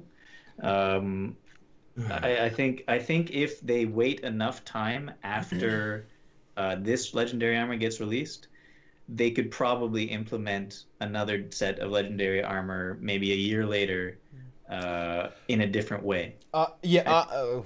I think they will add alternative methods to get the same set of legendary You're armor. saying not different skins. Yeah. Okay. There is no. I honestly think that. I'm not really criticizing ArenaNet here. I honestly think they bit off more than they could chew with legendary armor. I think they didn't fully realize how much effort it would be to actually get that into the game. Obviously, it took them much longer than they expected, right? And so I don't think they're going to be looking to make another set of legendary armor anytime soon. But it will be they'll add it to World versus World. Like there's the ultimate meme. Nothing Yeah, to 100 yeah. for World versus I World. think they'll add it to the other game mode, so you can get the legendary armor set. Dark brings up another point about crafting multiple sets of legendary armor. Probably just going to be able to craft one on Tuesday, and then they'll roll that out later. I kind of hope not, but probably true. I think that'll be disappointing because I know for a fact that a whole bunch of players have 3 sets lined up, all the materials lined up. Maybe if you get legendary armor from doing the expanse of PvE in Guild Wars 2, now maybe in a year they'll release a way to get the same legendary armor from doing the expanse of player versus player content, so PvP and World versus World combined somehow to get legendary armor. I don't think. I think that'll probably trigger people from of both of those communities. Yeah. They might, but I mean, being only able to get legendary armor in raids has triggered the PvE community, so I don't put it past them for like doing that. It's not a terrible idea. Why do so? This is a good question. Raid rewards quite devalue rewards and replayability of other Guild Wars content. Do you think that there's no point to buy a new expansion? I'm not sure why you think that way, Technozera. I think what in raids devalue rewards and replayability and other content besides legendary armor, which I guess that's what you probably mean. Is it just because you get better stuff in raids? Is that what they're saying? I mean, if you want to get fractals is far better than raids as far as like. Well, if you want to get gear, the best way is to farm winter berries to get the trinkets, and then do like fractal 40 to get the golden craft ascended gear. Like raids are not the best drops by far. It's very rare that I get a good drop from raids. Yeah, I mean. Every time I'm with Teapot, that's all I do is complain about my shit raid drops for every boss. Raids drops are very. Sometimes you can be insanely lucky. For example, I mean, I literally got 5 ascended drops of 1 raid clear. That's pretty ridiculous. But usually you'll only get 1 or 2 per week, and you're probably getting something similar from fractals. I would say it's pretty. You can probably pretty consistently, if you do fractals every day, maybe get a chest or 2 a week and a good chunk of gold as well. Raiding is not the most efficient. But even if it was the most efficient, I don't see how that would devalue or like make you not want to buy the expansion. Because I don't doubt that there will be new raids coming out after the new expansion, and also on top of that, I don't think that in an expansion you're going to get new armor sets, you're going to get new weapon sets, you're going to get new things to work towards, and new stat types as well, which is going to be a big thing. That won't be available in raids. Which won't be available. So if you have legendary armor, then that will devalue, I guess, having to work for a new stat set. But I think most people are going to craft a new set anyway, though. Well, there you go. But yeah, there'll definitely be new stat types, which won't be. I think they will be available in the raids things though, because the whole thing about the raids is that they can. If there's new raids in the next expansion, those stat sets will be available. Only you think only in those raids, not in the. I guess they can't. So. They can't be, right, because otherwise you could have non-expansion players getting it. Yeah, so it has to be in the new raid. Exactly. Right. With a new currency for the new expansion raid as well, so you can't. Oh, there's no. Yeah, you're right. You're right. 100% right there. Right. Correct. Accurate. Because all the Heart-of-Thorn stats, all the Heart-of-Thorn stat combinations are only available to Heart-of-Thorn people, so they're going to do the same thing for the next expansion. Yeah. I think are Heart-of-Thorn skins available for non-Heart-of-Thorns players? No. I guess some of them would be if you buy them off the trading post. Yeah. But there's a lot that wouldn't be. All the account bound stuff. But I guess you can, yeah. Yeah, so you know all the quite rare ones that drop from Dragon Sand. Presumably you can get those without Heart of Thorns. You know, like the Mordrum Saber or something like that. Right. Can you get those? Yeah. Some of them. I think definitely the reclaimed stuff you could probably get as a non-Heart of Thorns guy. Non-HOT players can't use the trading post. Yeah, but suppose you have, for example, I have an NA account. I have an NA account that is a full Guild Wars 2, but it doesn't have Heart of Thorns. So presumably I could get Heart of Thorn skins on the TP. Yeah, the same thing for an EU account. But I mean, I think that's a big minority, though. I don't think many people are in that situation anymore. They're either free to play or they. Oh, you can get on the TP. Yeah. I don't think there are many people left over with the base game account thing. Yeah, I don't know. Yeah. Huh. Anyway, do the PvP tracks? Do they require hot? The Heart of Thorn specific ones. I think they do. Yeah. Not all of them, though. I think PvP tracks just was an overhaul to the PvP system, the core game as well. So, like, the tracks still exist for core game PvPers, just you don't get the HOT ones. Yeah. Yeah, Restless. Like, if you get a legendary... See, I don't know, because that's an interesting question. If you have a legendary on an account that doesn't own Heart of Thorns, does it unlock all stat types? I would say they probably do. Does it? No, I don't think it does. I feel like that it's easily programmable to not unlock the ones that you don't have access to. Oh man, we need to test this. Does anyone have a non-Heart of Thorns account that's still but you can't do full game? No, but with like a legendary weapon. If you have a non-Heart of Thorns account that's a full game account and you have a legendary on it, can you select the stats? Zanelli is able to check that out? Yeah, I think they're... She's going to check out if the TP works via HOT things on the TP. Okay, well, that's it's interesting, but yeah, I don't know. It's such a niche situation. Does it really matter? No, I guess not. Although it might matter if you're able to buy the next expansion without having Heart of Thorns. That really is unbelievably interesting. But the thing is, I bet so few accounts fall into that category, it's probably not even important, right? Also, it doesn't matter now, but it will matter in the future when the next expansion comes out and some people might not buy it. Yeah. And then that's something that they have to think about. Yeah. Frost is saying that you can't. Those Heart of Thorns are locked off from you. You can't buy the hot sigils and runes? Oh, okay. We're getting so conflicted reports here. But can you select the stats? Damn! That's a good question. Someone send my NA account a legendary, guys. Hook me up. Oh, man. We are going to do this for science. Okay, yeah. Huh. This is how you do it, man. This is how you do it. This is how you get your money. Someone send my NA account a legendary. But what if you select the stats? You can't sell it, right? Or can you? Won't that bind it? Yeah, that would bind it, I think. How much do you like your NA account? Yeah, but Frost didn't have a legendary, did he? Did Frost have a legendary?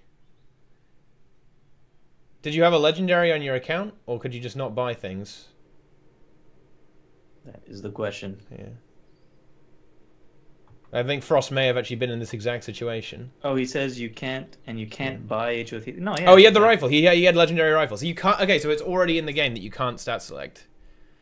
All right. Well, there you go. Again, they thought of everything. They thought of everything. I don't know why we're talking about that. That's just kind of an interesting point, isn't it? That is kind of interesting, though. I have to say. Huh. It only binds if you take the stats. Oh, so you could open the menu. Yeah, opening the menu would be enough. Yeah. Yeah. But there you go, Inks. This is why I think that they should be able to sell the expansion separately from Heart of Thorns, because all of these things are already they've thought of everything. They thought of all the ways that to section off the expansions from everything else, so that the masteries is one thing, the fact that you can't get the stat selections and stuff is another. It's supposed to be separated so that you could have one and not the other. Okay. That's true, but you're still wrong. All right. Wrong. All right. We'll find out soon enough. It's only going to be a couple of months, Boots. Yeah, it'll be soon. Maybe. We've already got our price drop. Hey, guys, Heart of Thorns price is down permanently. It's never been a better time than to purchase an alt account from your favorite streamer's referral link. Definitely not World of Enders or MMO Inks. Specifically MMO Inks. No. Yeah. You know, you've got people advertising you in game, dude. There's someone with the character name subscribed to MMO Oink. They couldn't get. Unfortunately, the S is. Yeah, he's in the guild. The S is too. That doesn't count. How does that not count? I thought it was some random person that was like, so weird. There's something in the game advertising for me called like Bootsy Wootsy or something like that. Oh, Bootsy Wootsy. You know, Bootsy Wootsy came back for like 3 days and he left again. Oh, really? Yeah. It was bad. I was hyped. Can't keep Bootsy Wootsy entertained. It's tough. Yeah. So, Inks, are you doing a giveaway anytime soon? Soonish. Yes. Soonish. Okay. Soonish. All right. Boots has some merchandise that he wants me to move for him. Yeah. So we'll be doing a giveaway soonish. All right. In the next couple of weeks. Next couple of weeks? You're so desperate to get it. I thought it was gonna be this next week. Well, like everybody's gonna be doing giveaways next week. A lot of gonna be doing giveaways. We got the swag. We got the swag. Guys. I don't want to flood it. You know what I mean? All right, fine. Maybe I'll do one just to get rid of Boots' stuff. Yes, he really wants to get rid of his stuff. Yeah. But it's NA only. Sorry, EU people. That's right. Shipping. I'm not spending $50 to send a T-shirt. But we'll talk about that Tuesday or Wednesday. Okay, cool. What did you get, Teapot? You want to talk about it? Did you get something? Yeah, I got some T-shirts. So we got some T-shirts to give away, and I got a book as well. A Guild Wars 2 a T-shirt notepad. and a lanyard. Yeah, I got more than that. I got I think I got 4 T-shirts. We got 4 T-shirts to give away, guys, and a notebook. It's good stuff. It's got a nice char on it. It's very good. And we're gonna drop the swag. We're dropping the swag on patch day, guys. We're gonna get some serious swag being handed out. So, be ready. 200 gold for a T-shirt. No, it's gonna be giveaways, guys. And that means it's time to it's time to hit that subscribe button so you can win. Okay, right. They're already throwing away the Heart of Thorns merchandise. The next expansion's got to be really soon. They're clearing it out. Fair enough. They're clearing it out. Oh my goodness. Like, who would want to buy a Heart of Thorns T-shirt after the next expansion comes out? That's a very good question. Into a shill ones that I have aren't even Heart of Thorns. They're just general Guild Wars 2 T-shirts. Oh, that's prime material there. Yeah, mine are just gray. The 2 T-shirts I have are just gray. Yeah. And the hat, I have a hat that's gray. The one I have is a big, extra large, shiny green Heart of Thorns dealio, and a Heart of Thorns lanyard, and I think a Heart of Thorns pin. And these all could be yours if you tune in to Inks' stream special giveaway next week. Frost is going to support me by buying a Revenant T-shirt. Thanks, Frost. Revenant main, nice. Do we have anything else to talk about? I don't know. We could take questions from the audience. Yeah, you guys want to ask us anything? Give us content, please. Twitch chat. Mm-hmm. Help us out. I mean, the teaser trailer was really nice. I am looking forward to Legendary Armor. I hope the animations are really good. I mean, that's basically the news that we got this week. I am looking forward to the next for the next thing, because I want to know who the heck Lazarus is. I want to see this happen. I want to see. Are we even going to see it? Is it going to be like a what's it called? Cliffhanger? Is he going to be like, he's about to be revealed, and then no? Do that. Oh man, that would trigger the hell out of me. Yeah. And it just ends on Casimir's face going, "Oh my god," and then fade to black. No. And then you wake up a month later with a letter in your mail saying, report to Timey to find out the results of the Lazarus test. With ESL no longer a concern, do you think ArenaNet will lighten up on the structured PvP and worry more about making it fun than super balanced? Well, I think balance is important, regardless of... The things go hand in hand a little bit. Yeah. I mean, I think balance is important. I think it frees them up a little bit if they want to. I think they can take a little bit more leniency with structured PvP if they want to, but I mean, it feels bad, right? But I think we're going to be moving towards like an automated tournament system sort of thing maybe in the expansion. Does that feel bad, though? That's not bad. Well, I don't know. I kind of liked the input that it kind of feels like what is the words they use for World versus World? Sentinels or maintenance mode? They didn't use say maintenance, but they said it feels like a maintenance mode kind of thing, right? Sort of. I don't know. It is until they decide what their next move is going to be. Yeah, automated tournaments. That's the theory that a lot of people have, right? Right. Yeah. It's nothing is. This is not like guaranteed or anything. This is just a theory going around that they're working on like an automated tournament kind of system, which is not a bad thing. It's not, but I think it's a good thing. It's something that's currently not in the game, and anything they could do on top of that is fine too. Like it's a good base to have in the game at all times, and have automated tournaments. It's just good to have, right? Like, what's the downside to having automating tournaments? The only downside is if they say, "Oh, job done, don't have to touch this anymore." Right. Well, that's my fear, though. That's sort of what I'm afraid of. Maybe that fear is a bit unfounded, but the track record that they have with sort of certain game modes, I don't know. I'm kind of scared that might be a possibility. I think there is something that something to address here. That is there going to be enough interest in the automated tournaments themselves? Is the community itself competitive enough to do this? Because obviously, no one is going to question that there are plenty of players. At the top end of the ladder of the leaderboard, people are would be down for that sort of thing. But is the majority of the player base going to get involved in the lower level stuff? That's what you got to think about. Are the people in bronze, silver, gold going to be down for it? And I'm not totally sure. Yeah, it does depend on the rules, but people are a little bit averse to competition. They'd rather just tag the Octovine and then open the chests, right? And just like me, I love like tagging all the Octovines and going AFK. That's how I play Guild Wars 2. No, that's not how I play Guild Wars 2. I have That's helped. exactly how he plays Guild Wars. I have helped multiple times in many Heart of Thorns events. I AFK. Teapot just stands there and says, "Is this gonna fail?" Nope. All right, I'm good. The worst thing I've ever done was in a Dragon Stand map. I told them to get on with it because I wanted to go to another map. Hurry up, guys! This leech is too slow. Yeah, and I was actually on an alt account as well at that time as well, so no one even knew. It was good. I do think too, like they need to, like next season needs to be a better middle ground between the current season and the previous season. Rewards, like double nerfing rewards just was totally unnecessary. It was very harsh. And they need to balance I just keep saying this. They need to balance the game more often. We need balancing a little more often than you're giving it to us. And when you make balances, like you need to change it up a little bit.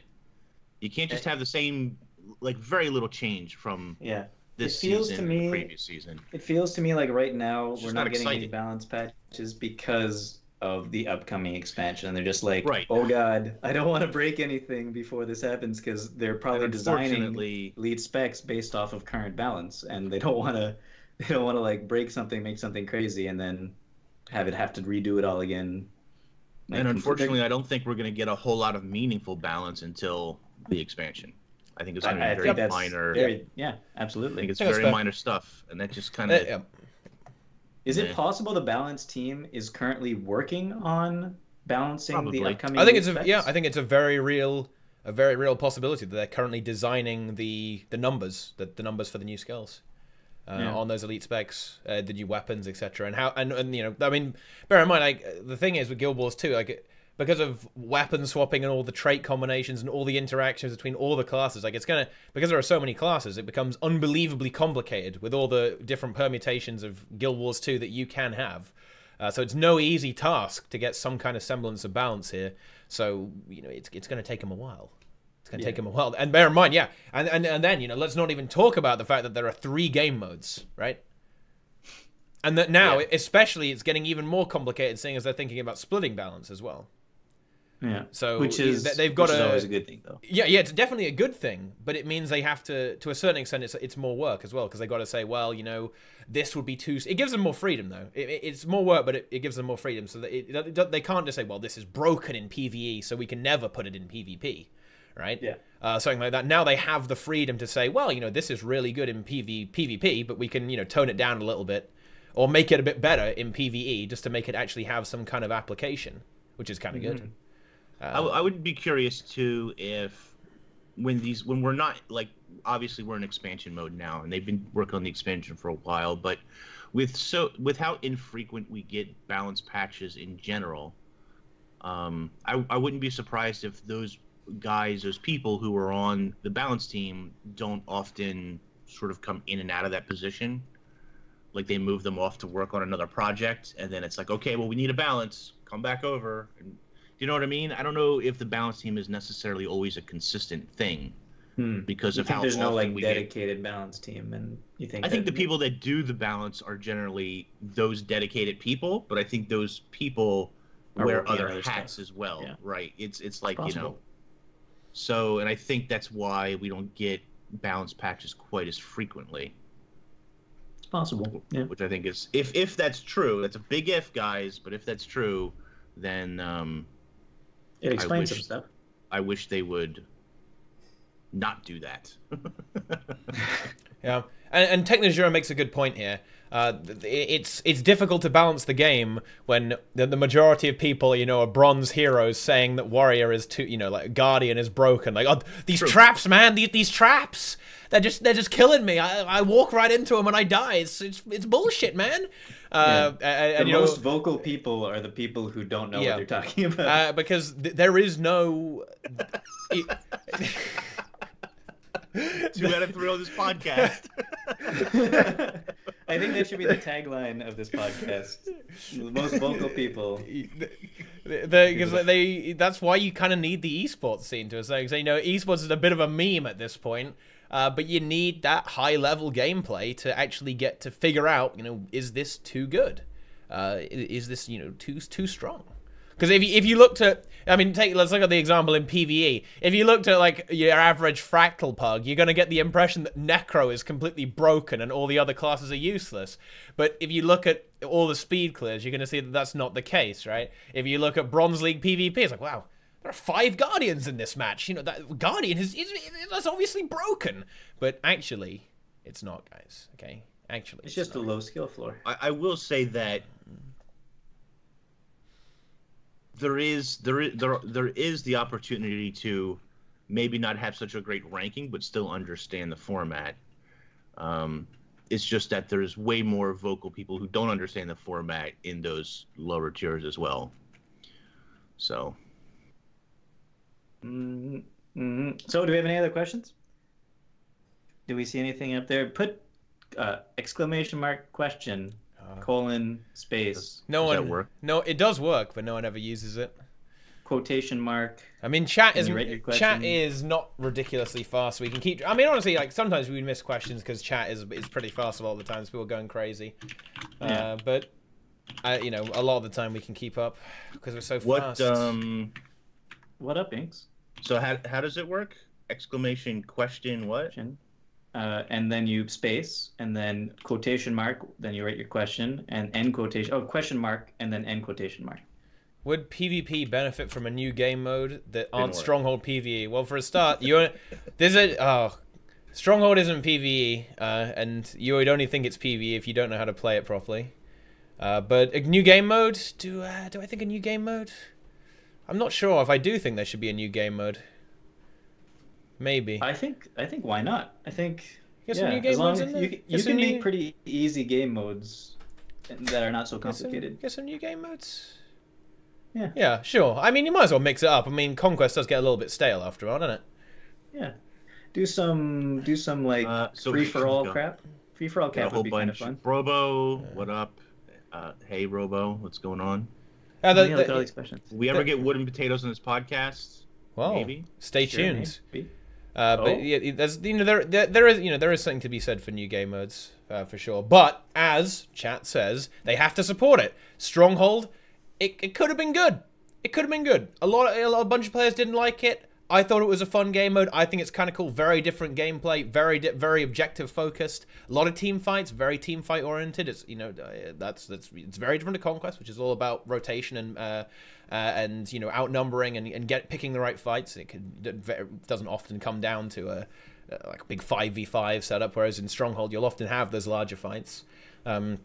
But yeah, it got dropped. Stronghold, it was like, I don't know, completely dead, rotten, disgusting fish. They just threw it away. It's I mean, we gave them feedback. They got feedback. There were Reddit posts. Devs even responded. You know, even Salt helped out. But it just... For me, I think yes. One of the reasons why Stronghold didn't work is because it didn't have any support afterwards. But I think another problem is like it seems as though they went from Conquest, and then their next adventure into making new game modes is like the hardest step next. Like Stronghold is a very complicated and very intricately designed game mode, so it's a lot more difficult to like design it than normal Conquest, where you just have easy peasy map with three points somewhere in the map. Count the points, and they have objectives on as well, and the objectives are kind of cool, like especially the more impactful ones like Skyhammer, right? Yeah. But my point is that like Stronghold, they jumped into like deep water right after Conquest, and it's so intricate to try to go into a MOBA style kind of thing with the AI, with the just balance in general for that kind of thing. So it's kind of like they could come up with a lot easier to conceptualize game modes that might be just easier to maintain. It was 100% an ambitious project, but I think personally I think they could have pulled it off. But they obviously decided it wasn't the priority, and they were going to go with Conquest for their esports format, which is fine. I think Conquest is a great game mode for being competitive, right? I think it's a great competitive game mode because it focuses on kind of what Guild Wars 2's strengths are, which is not because the big fights, like everything turns into a giant clusterfuck in a 5v5. Like, come on, what the hell's going on? But when you have these fights that are based on outmaneuvering your opponents, like you can get some really exciting stuff done there in Conquest. So I think it was probably the right choice. I mean, they tried some Stronghold tournaments, but it didn't really work out. Do we have any other questions? We have a lot of questions actually. What up, Inks? Inks, why are you so handsome? Frost says, hi. Inks, how do you know? What do you think about the Revenant t-shirt? I have the Revenant t-shirt from I Am 8-Bit. I just wanted to point out that it was Inks that said, Inks, why are you so handsome? Yeah. Oh, wait, what? It was Inks! It was Inks! Let's talk about the combat enhancements that were leaked. Probably bullshit. Is this working? Yes. Who is Lazarus? Who knows? If I buy a new Heart of Thorns account with your referral link, will you wear a pair of cat ears to Gamescom? No. Then UK Paragon says, Inks, why are you so handsome? Inks, you got asked by someone who isn't yourself? Do you have a secret? What is the secret? Yep. Is it ecto gambling? It's ecto gambling, yep. Ecto gambling? Yeah. It's ecto gambling. Wow. If Brobo comes back on TeaTime, he'll use webcam? Holy shit. I don't believe it's not really an incentive. Wow. Got him good. Got him good. I'm such an asshole. Okay. Anyway, moving on. Next expansion, if they do add mounts, could they make a legendary version which is flat out better, like an ascended version? After all, mounts aren't combat, that would be convenience. Yeah, sure. I think so. Would it be in the gem store? Yes. No, it wouldn't be in the gem store. It'll be you'd be able to put gold on it, and then you get it. What they'll do is the next big raid reward is going to be a legendary amount that looks special, and then they'll sell it on the gem store for like 700 gems. It looks even better. So that's how you fund the next expansion. There you go. Boom. Easy. Yeah. It's a good idea.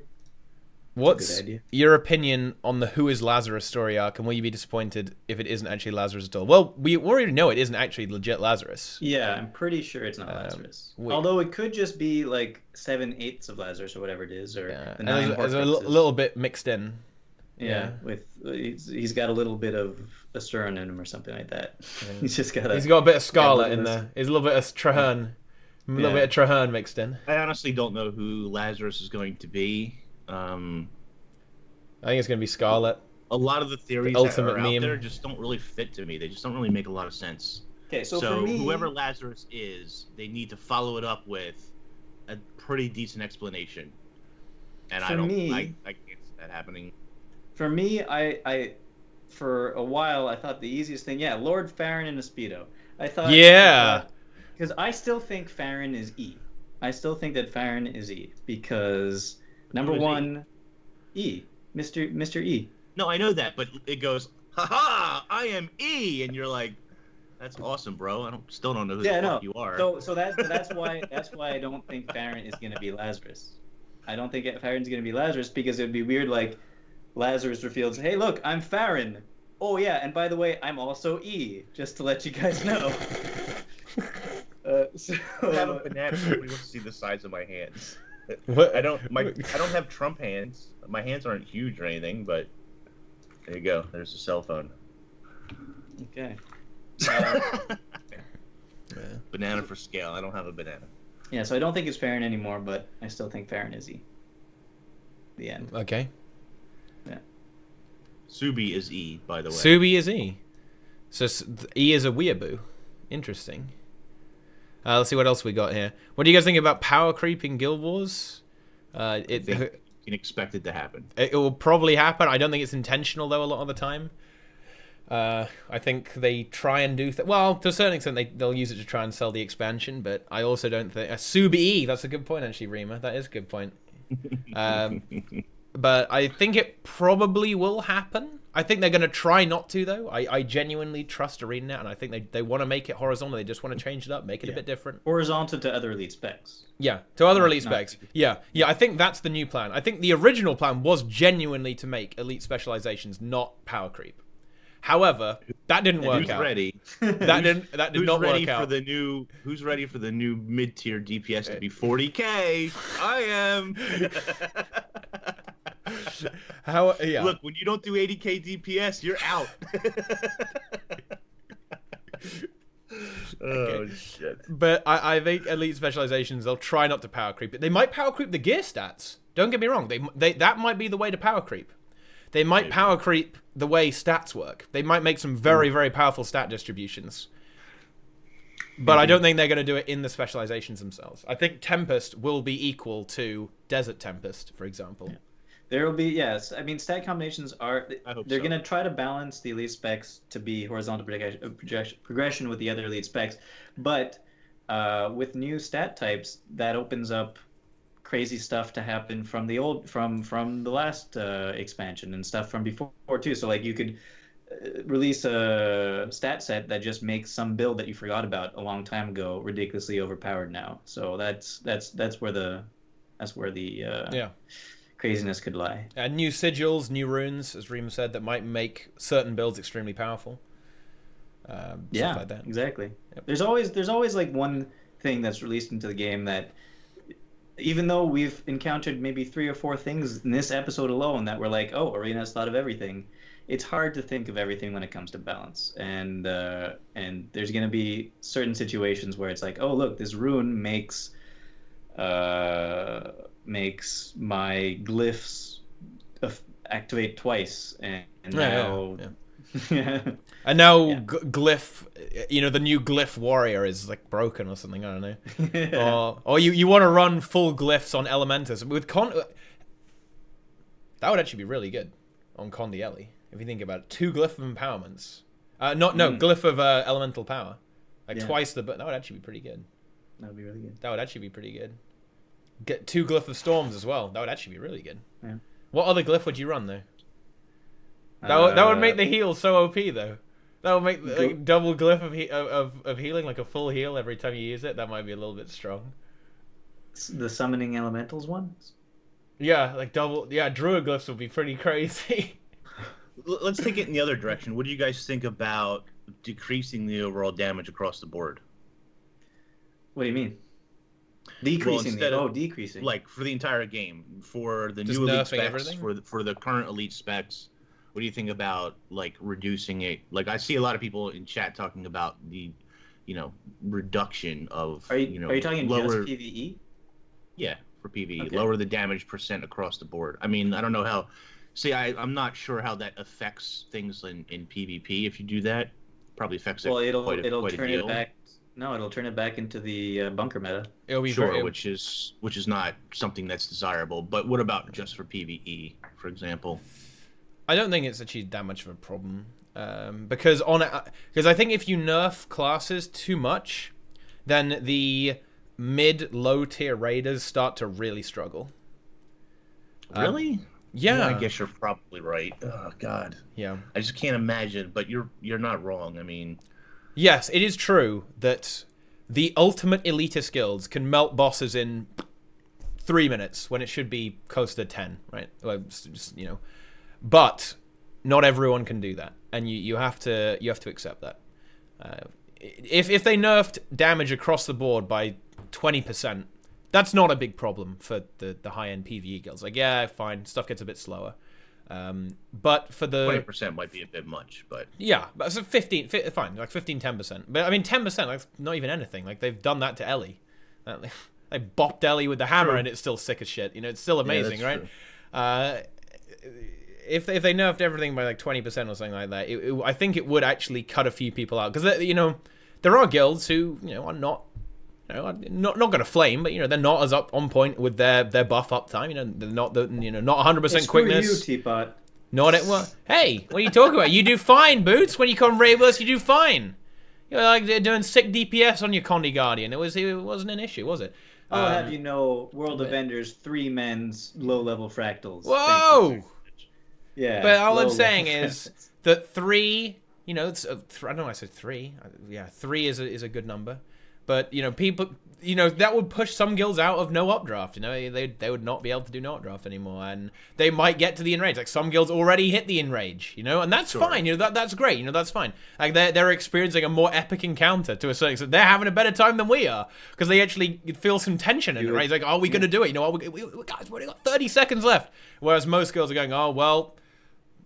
Here we go again. Let's just melt this boss. Hydra. Hard enrage timers. Yes, let's do it.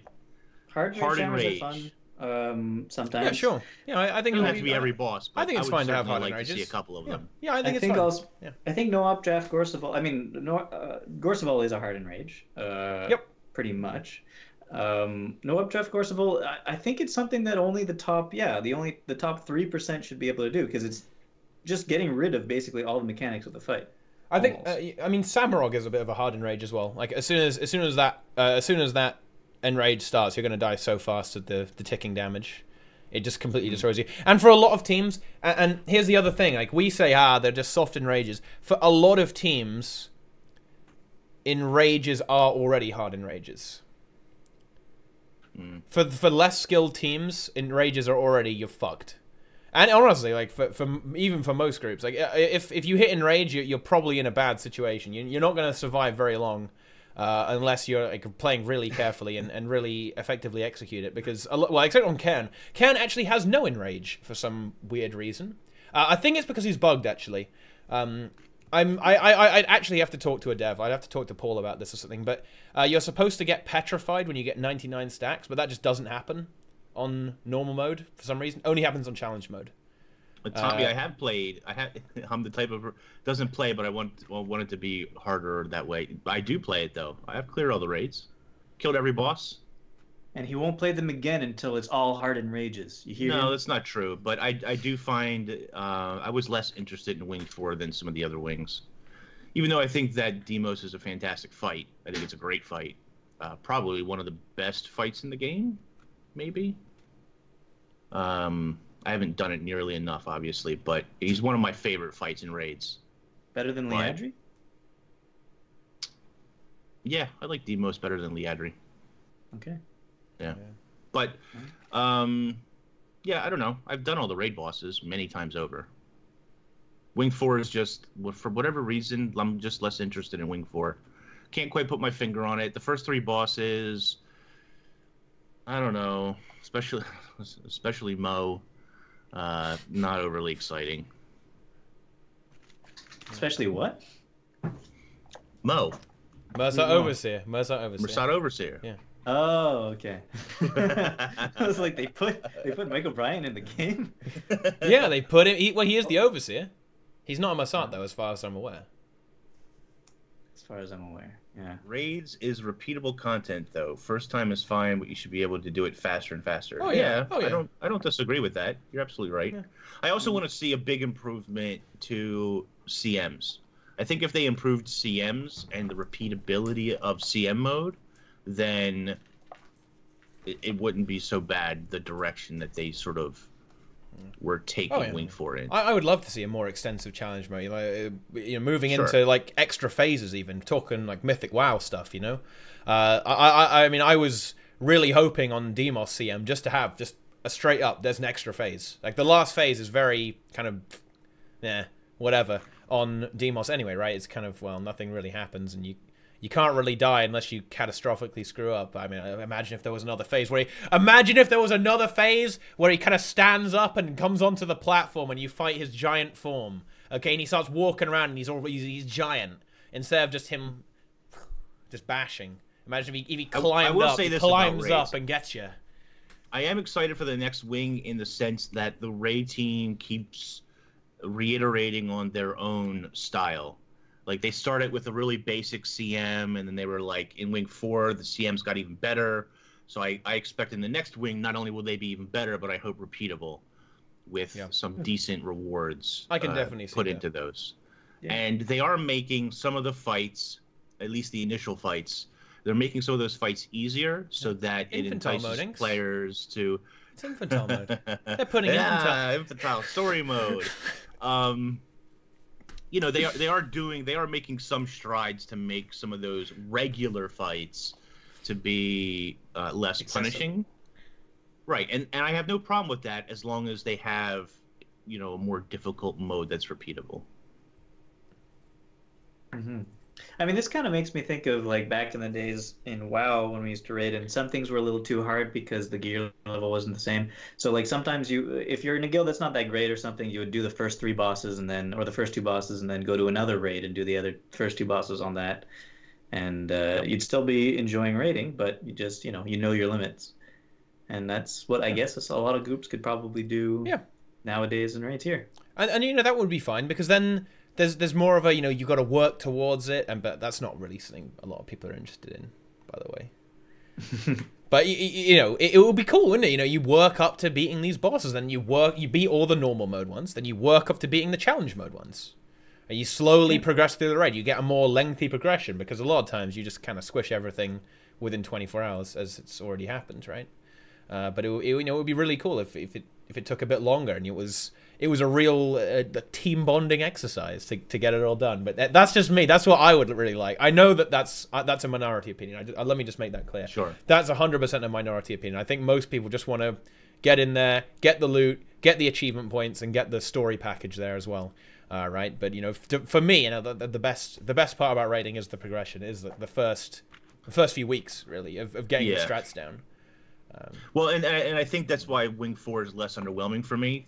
Things were going on at the time where I didn't get into my regular group to get in there to do Wing 4 progression. So by the time I had free time to do it, all the people I would normally raid with have all cleared that content. So like that takes some of the joy out of raiding for me. And that's my fault. It's not ArenaNet's fault or anybody else's. So it's one of those things you have to sort of keep in mind. But when I did do the content, some of the bosses were, I don't know, they just weren't quite as fun, as exciting as some of the other encounters in Wings 1 through 3. For me. Sure. Let's quickly address this thing about... Should they add more difficult versions of the raid fights with random mechanics like fractals with better loot tables? No, don't put random mechanics in raids, please. But I kind of like the idea. It's kind of cool. Like have it raid instabilities. No, I don't want random mechanics, please. What if it was just the boss does random attacks? So like they're all telegraphed in some way. Like you'll know what he's doing when he's doing it, but it's not timed or whatever. It's all. It's not predictable what he's about to do next.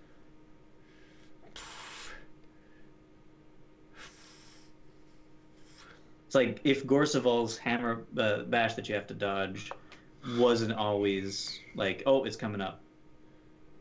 So it just randomly spawn other mechanics from other bosses? Well, I think it's fine because most people can't dodge his hammer slam anyway, so you're still going to get hit by it. I don't know. You could just get so screwed by unlucky combos, though, right? I mean, you could... Yeah, you're right. Not social awkwardness in raids. No. So bad for me. Don't do that. So bad. Do not do that, but no. All right. So good. Yeah. Sloth doing 5 shakes in a row. Yeah, that would be pretty bad. Yeah. That would be tough. I don't know. I actually kind of like that idea. Yeah. Razamuliel. I kind of like that. That's kind of cool, but I think it would just really trigger me and piss me off. I don't know. Yeah. It's cool. I like it. I think that's toxic trails on Sabbath. I think there could be a way to do it. I do think there could be a way to do it. Maybe it will be. Maybe you could do that if it was very heavily scripted, and so you couldn't have certain combinations just destroying you. And it would be for one encounter. Maybe there's like a specific boss in a new wing that's like an echo of the other bosses or something, and it can say, it can summon a Veil Guardian circle, but then it like teleports over there and smashes Gorseville smashes on the Veil Guardian circle. That'd be kind of funny. Tribulation mode for raids. Yeah, you go to the green circle and Veil Guardian, but spikes appear and instantly kill you. No, that would be bad. That'd be a lot of fun to watch. I don't know about play. Wow. Oh boy. And let's see. For a final question, let's see. Do you think they're going to add legit player housing?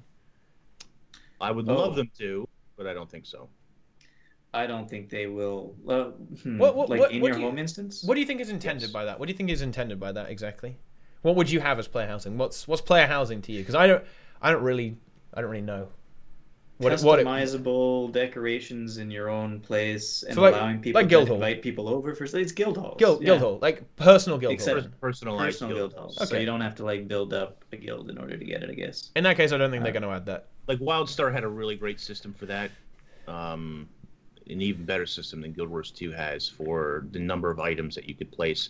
The good thing, the positive about something like a personalized guild hall, home instance, whatever you want to call it, is that they could probably increase the local cap and global cap because it only affects one person rather than an entire guild. So maybe and it's a smaller area. It's not like quite as large an area. So maybe there's some interesting, cool things you could do with that. But the player instances as they are now, you'd have to create something different than that. I think. I think it would be difficult to work within those confines. As cool as that would be, because I think that would be really cool. It gives you a personalized level of guild hall stuff. But I think that they're just going to build onto guild halls. I think they're going to release probably 2 guild halls with another expansion, more decorations, and if they really just refine that process, it's probably not so bad just to have a guild hall thing. The problem is you have a lot of players in Guild Wars 2 who they're either in small guilds or they're in guilds where right now you sort of have to be generous, right? You have to be willing to invest in your guild to build up the arsenal of decorations. And if a lot of people aren't donating, that can be rather difficult, right? Go ahead, Boots. Lore-wise, where does your character live, sleep, in the home instance, right?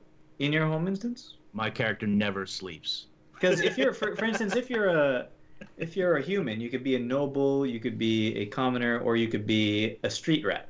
Right, but you rise above all those things to become commander of the pact. Right, but it's not like you suddenly get a house as a street rat. No, but you exist within the context of the home instance, right? I mean, right, yeah. A lot of the story stuff happens within there. You know, if you're a human, you exist within that instance, right? You have the commoners are there, aren't they? The commoners. All right, the common folk are in there that you live with at the inn or something, and then the street rat and the characters are also there. The big nosed Ted, the lad. Yeah, like your home as a street rat is like an alleyway. Yeah. In the back. You're living as a bank commander. Yeah. You like go to bed in the street.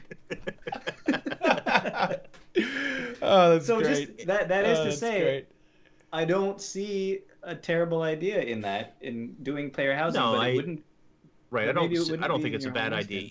Right, I don't think it's a bad idea either. I think it's a good idea. Matter of fact, I think there could be an idea for a personalized instance, maybe not the home instance as it exists today. Right, something like that.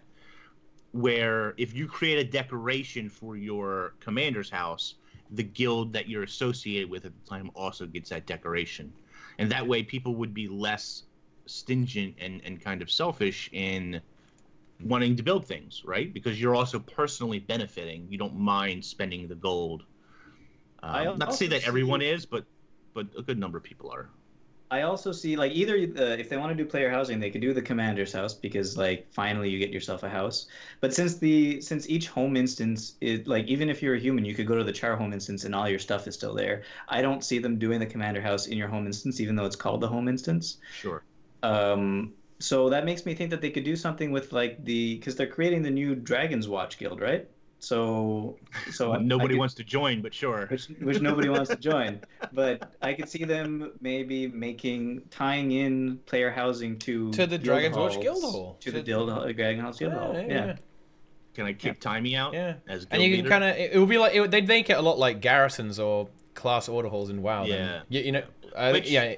That would be fine. I wouldn't have a problem with that. I've seen some people really wanted that too. I seen 3 or 4 comments in that thread that Boost was talking about earlier about people want what are the games called? It's like a Stardew Valley / Harvest Moon kind of farming, kind of garrison farming kind of system. Well, we know they're developing a mobile app, or they're recruiting mobile developers. They're adding Farmville to the game. They're adding garrisons to the game. Boom. Boom! Yes, the dead end in Divinity's Reach could be the guild hall, the bar there.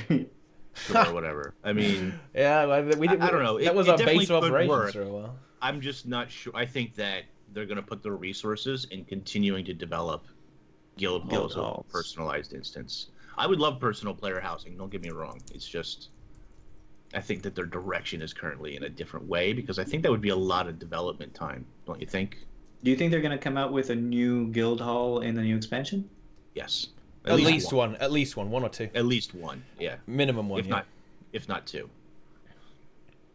Okay. All right. So where would you be? Where would it be? Would it be at the Pinnacle Clint's Rock? Lair. It's called? Clint's Lair will be a new new guild hall. It'll be crystals everywhere. Yeah. And Where some exactly kind of desert Clint's oasis thing, right? I don't know. It's in the desert somewhere. It doesn't matter because it's a guild hall. Where is it in Guild Wars 1? It exists somewhere in Guild Wars 1. What's it called? It's Dragon's Lair, Guild Wars 1 is what it's called, isn't Garrisons didn't kill a game yet. Yeah, like Garrisons, I think, didn't they, like, sort of hurt WoW a little bit? Because people just sat in their Garrison. People just sat in their played Garrison, played the Garrison instead. Nice. That's kind of funny. Some other problems with it, but yeah. It's in a single grain of sand. Oh yeah, it's kind of hidden. Yeah. It's hidden away in build a guild hall in a single grain of sand. It's hidden away in some kind of little magic meme, isn't it? Yeah, it is. Yeah. Yeah, I thought just add a biome under the sand and boom, I remember now. Guild hall. There you go. Do you think they're gonna have a line? The biome. Do you think they're gonna have a line in the new expansion that says, "We go south to Vabi"? Just a little nod, a little bit of a nod there. I mean, it'd have to be south. We can't go north. That's not the right way. That's another thing too, and I don't think it's on anybody's really mind, sort of. But I would like them to do something with the Hall of Heroes. Again, that would be pretty cool. Well, they will when Guild Wars 3 comes out because the transition. There's never going to be Guild Wars 3. They're just going to keep adding expansions to Guild Wars 2, man. Sure. They're going to rewrite the engine for the next expansion, and then they don't need to do Guild Wars 3. Easy. Well, and I don't think we really talked about that, but that was one of the reasons for Legendary Armor taking so long. The engine restrictions? They had to do a lot of engine work. Yeah. Engine work on the back end to get like the animation stuff to work. That's what they made it sound like, right? Well, I mean, yeah, it obviously took a lot of stuff. Look at this. Guys, come on, let's be honest. Whatever you suggest to ArenaNet, they will do it. So please tell them to buff Revenant.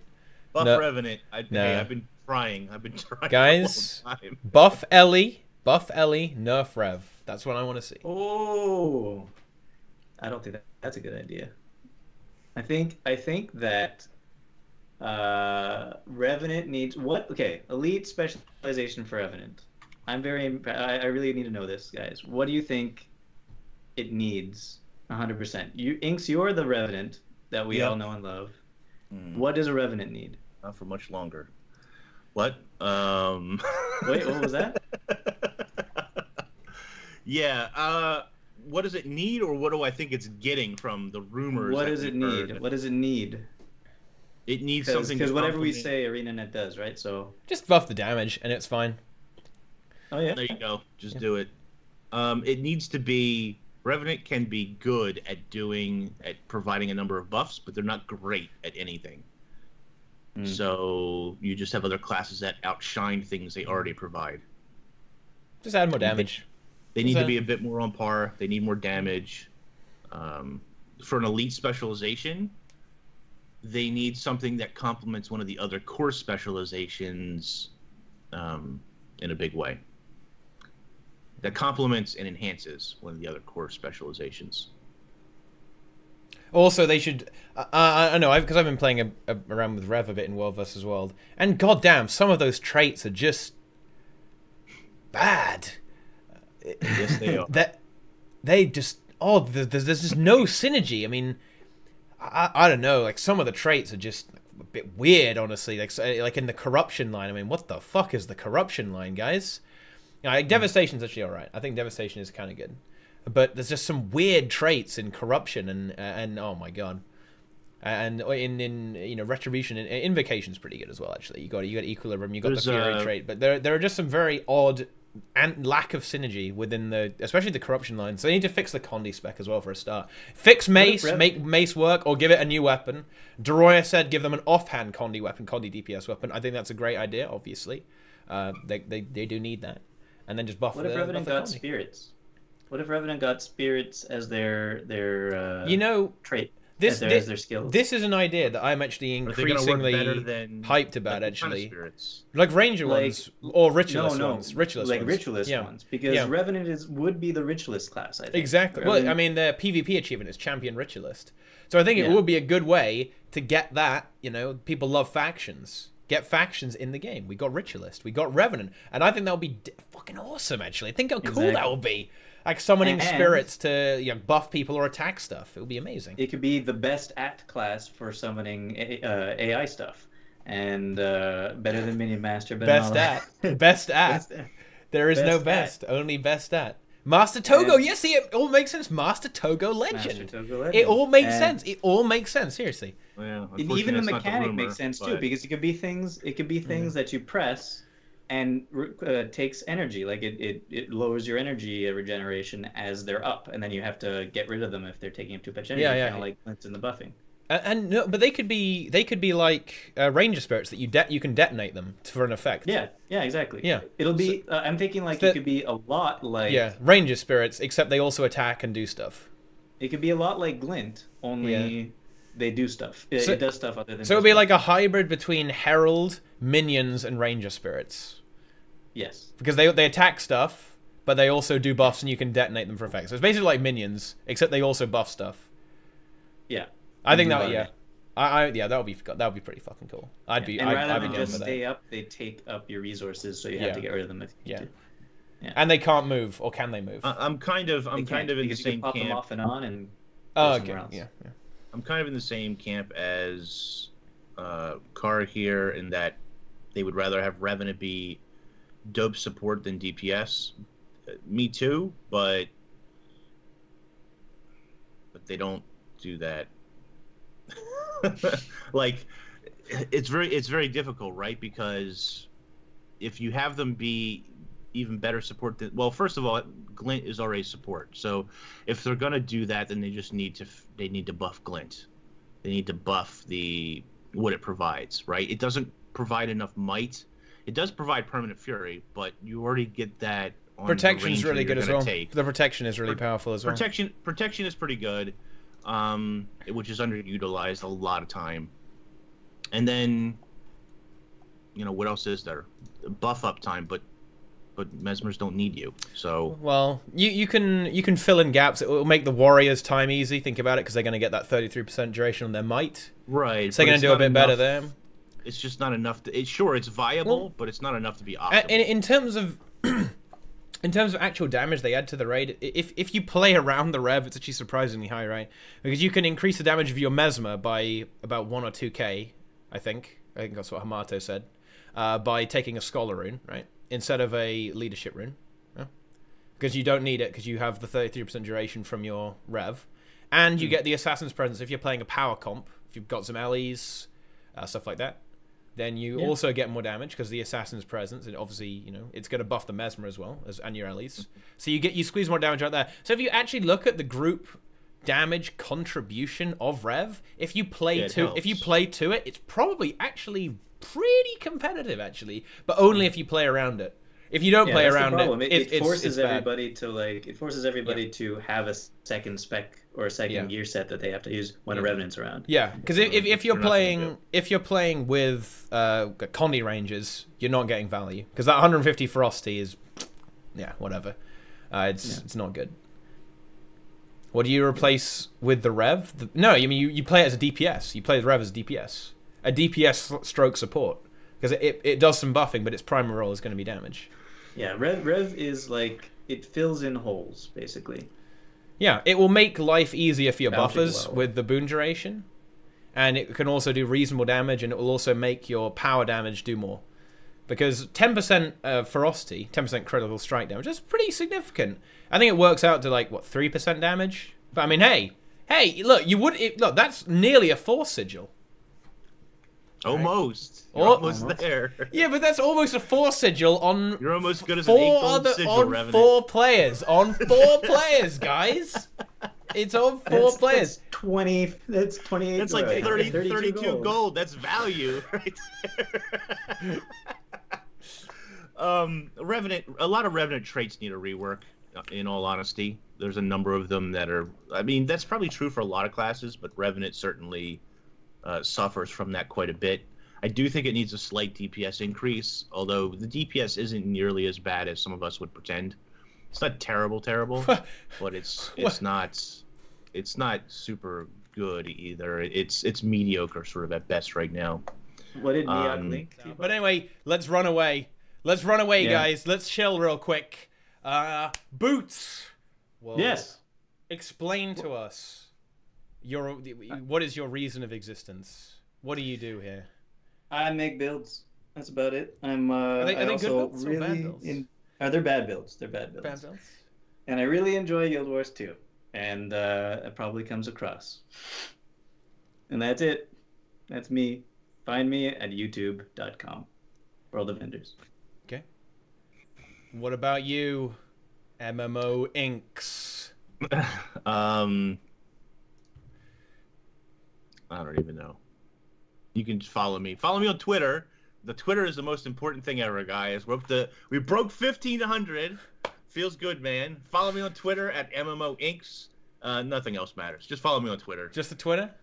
Just Twitter. Yep. Follow me on Twitter. Ooh. That's what matters the most. Well, that and Twitch, but I need to stream, so you really shouldn't follow me on Twitch till I actually fulfill that promise.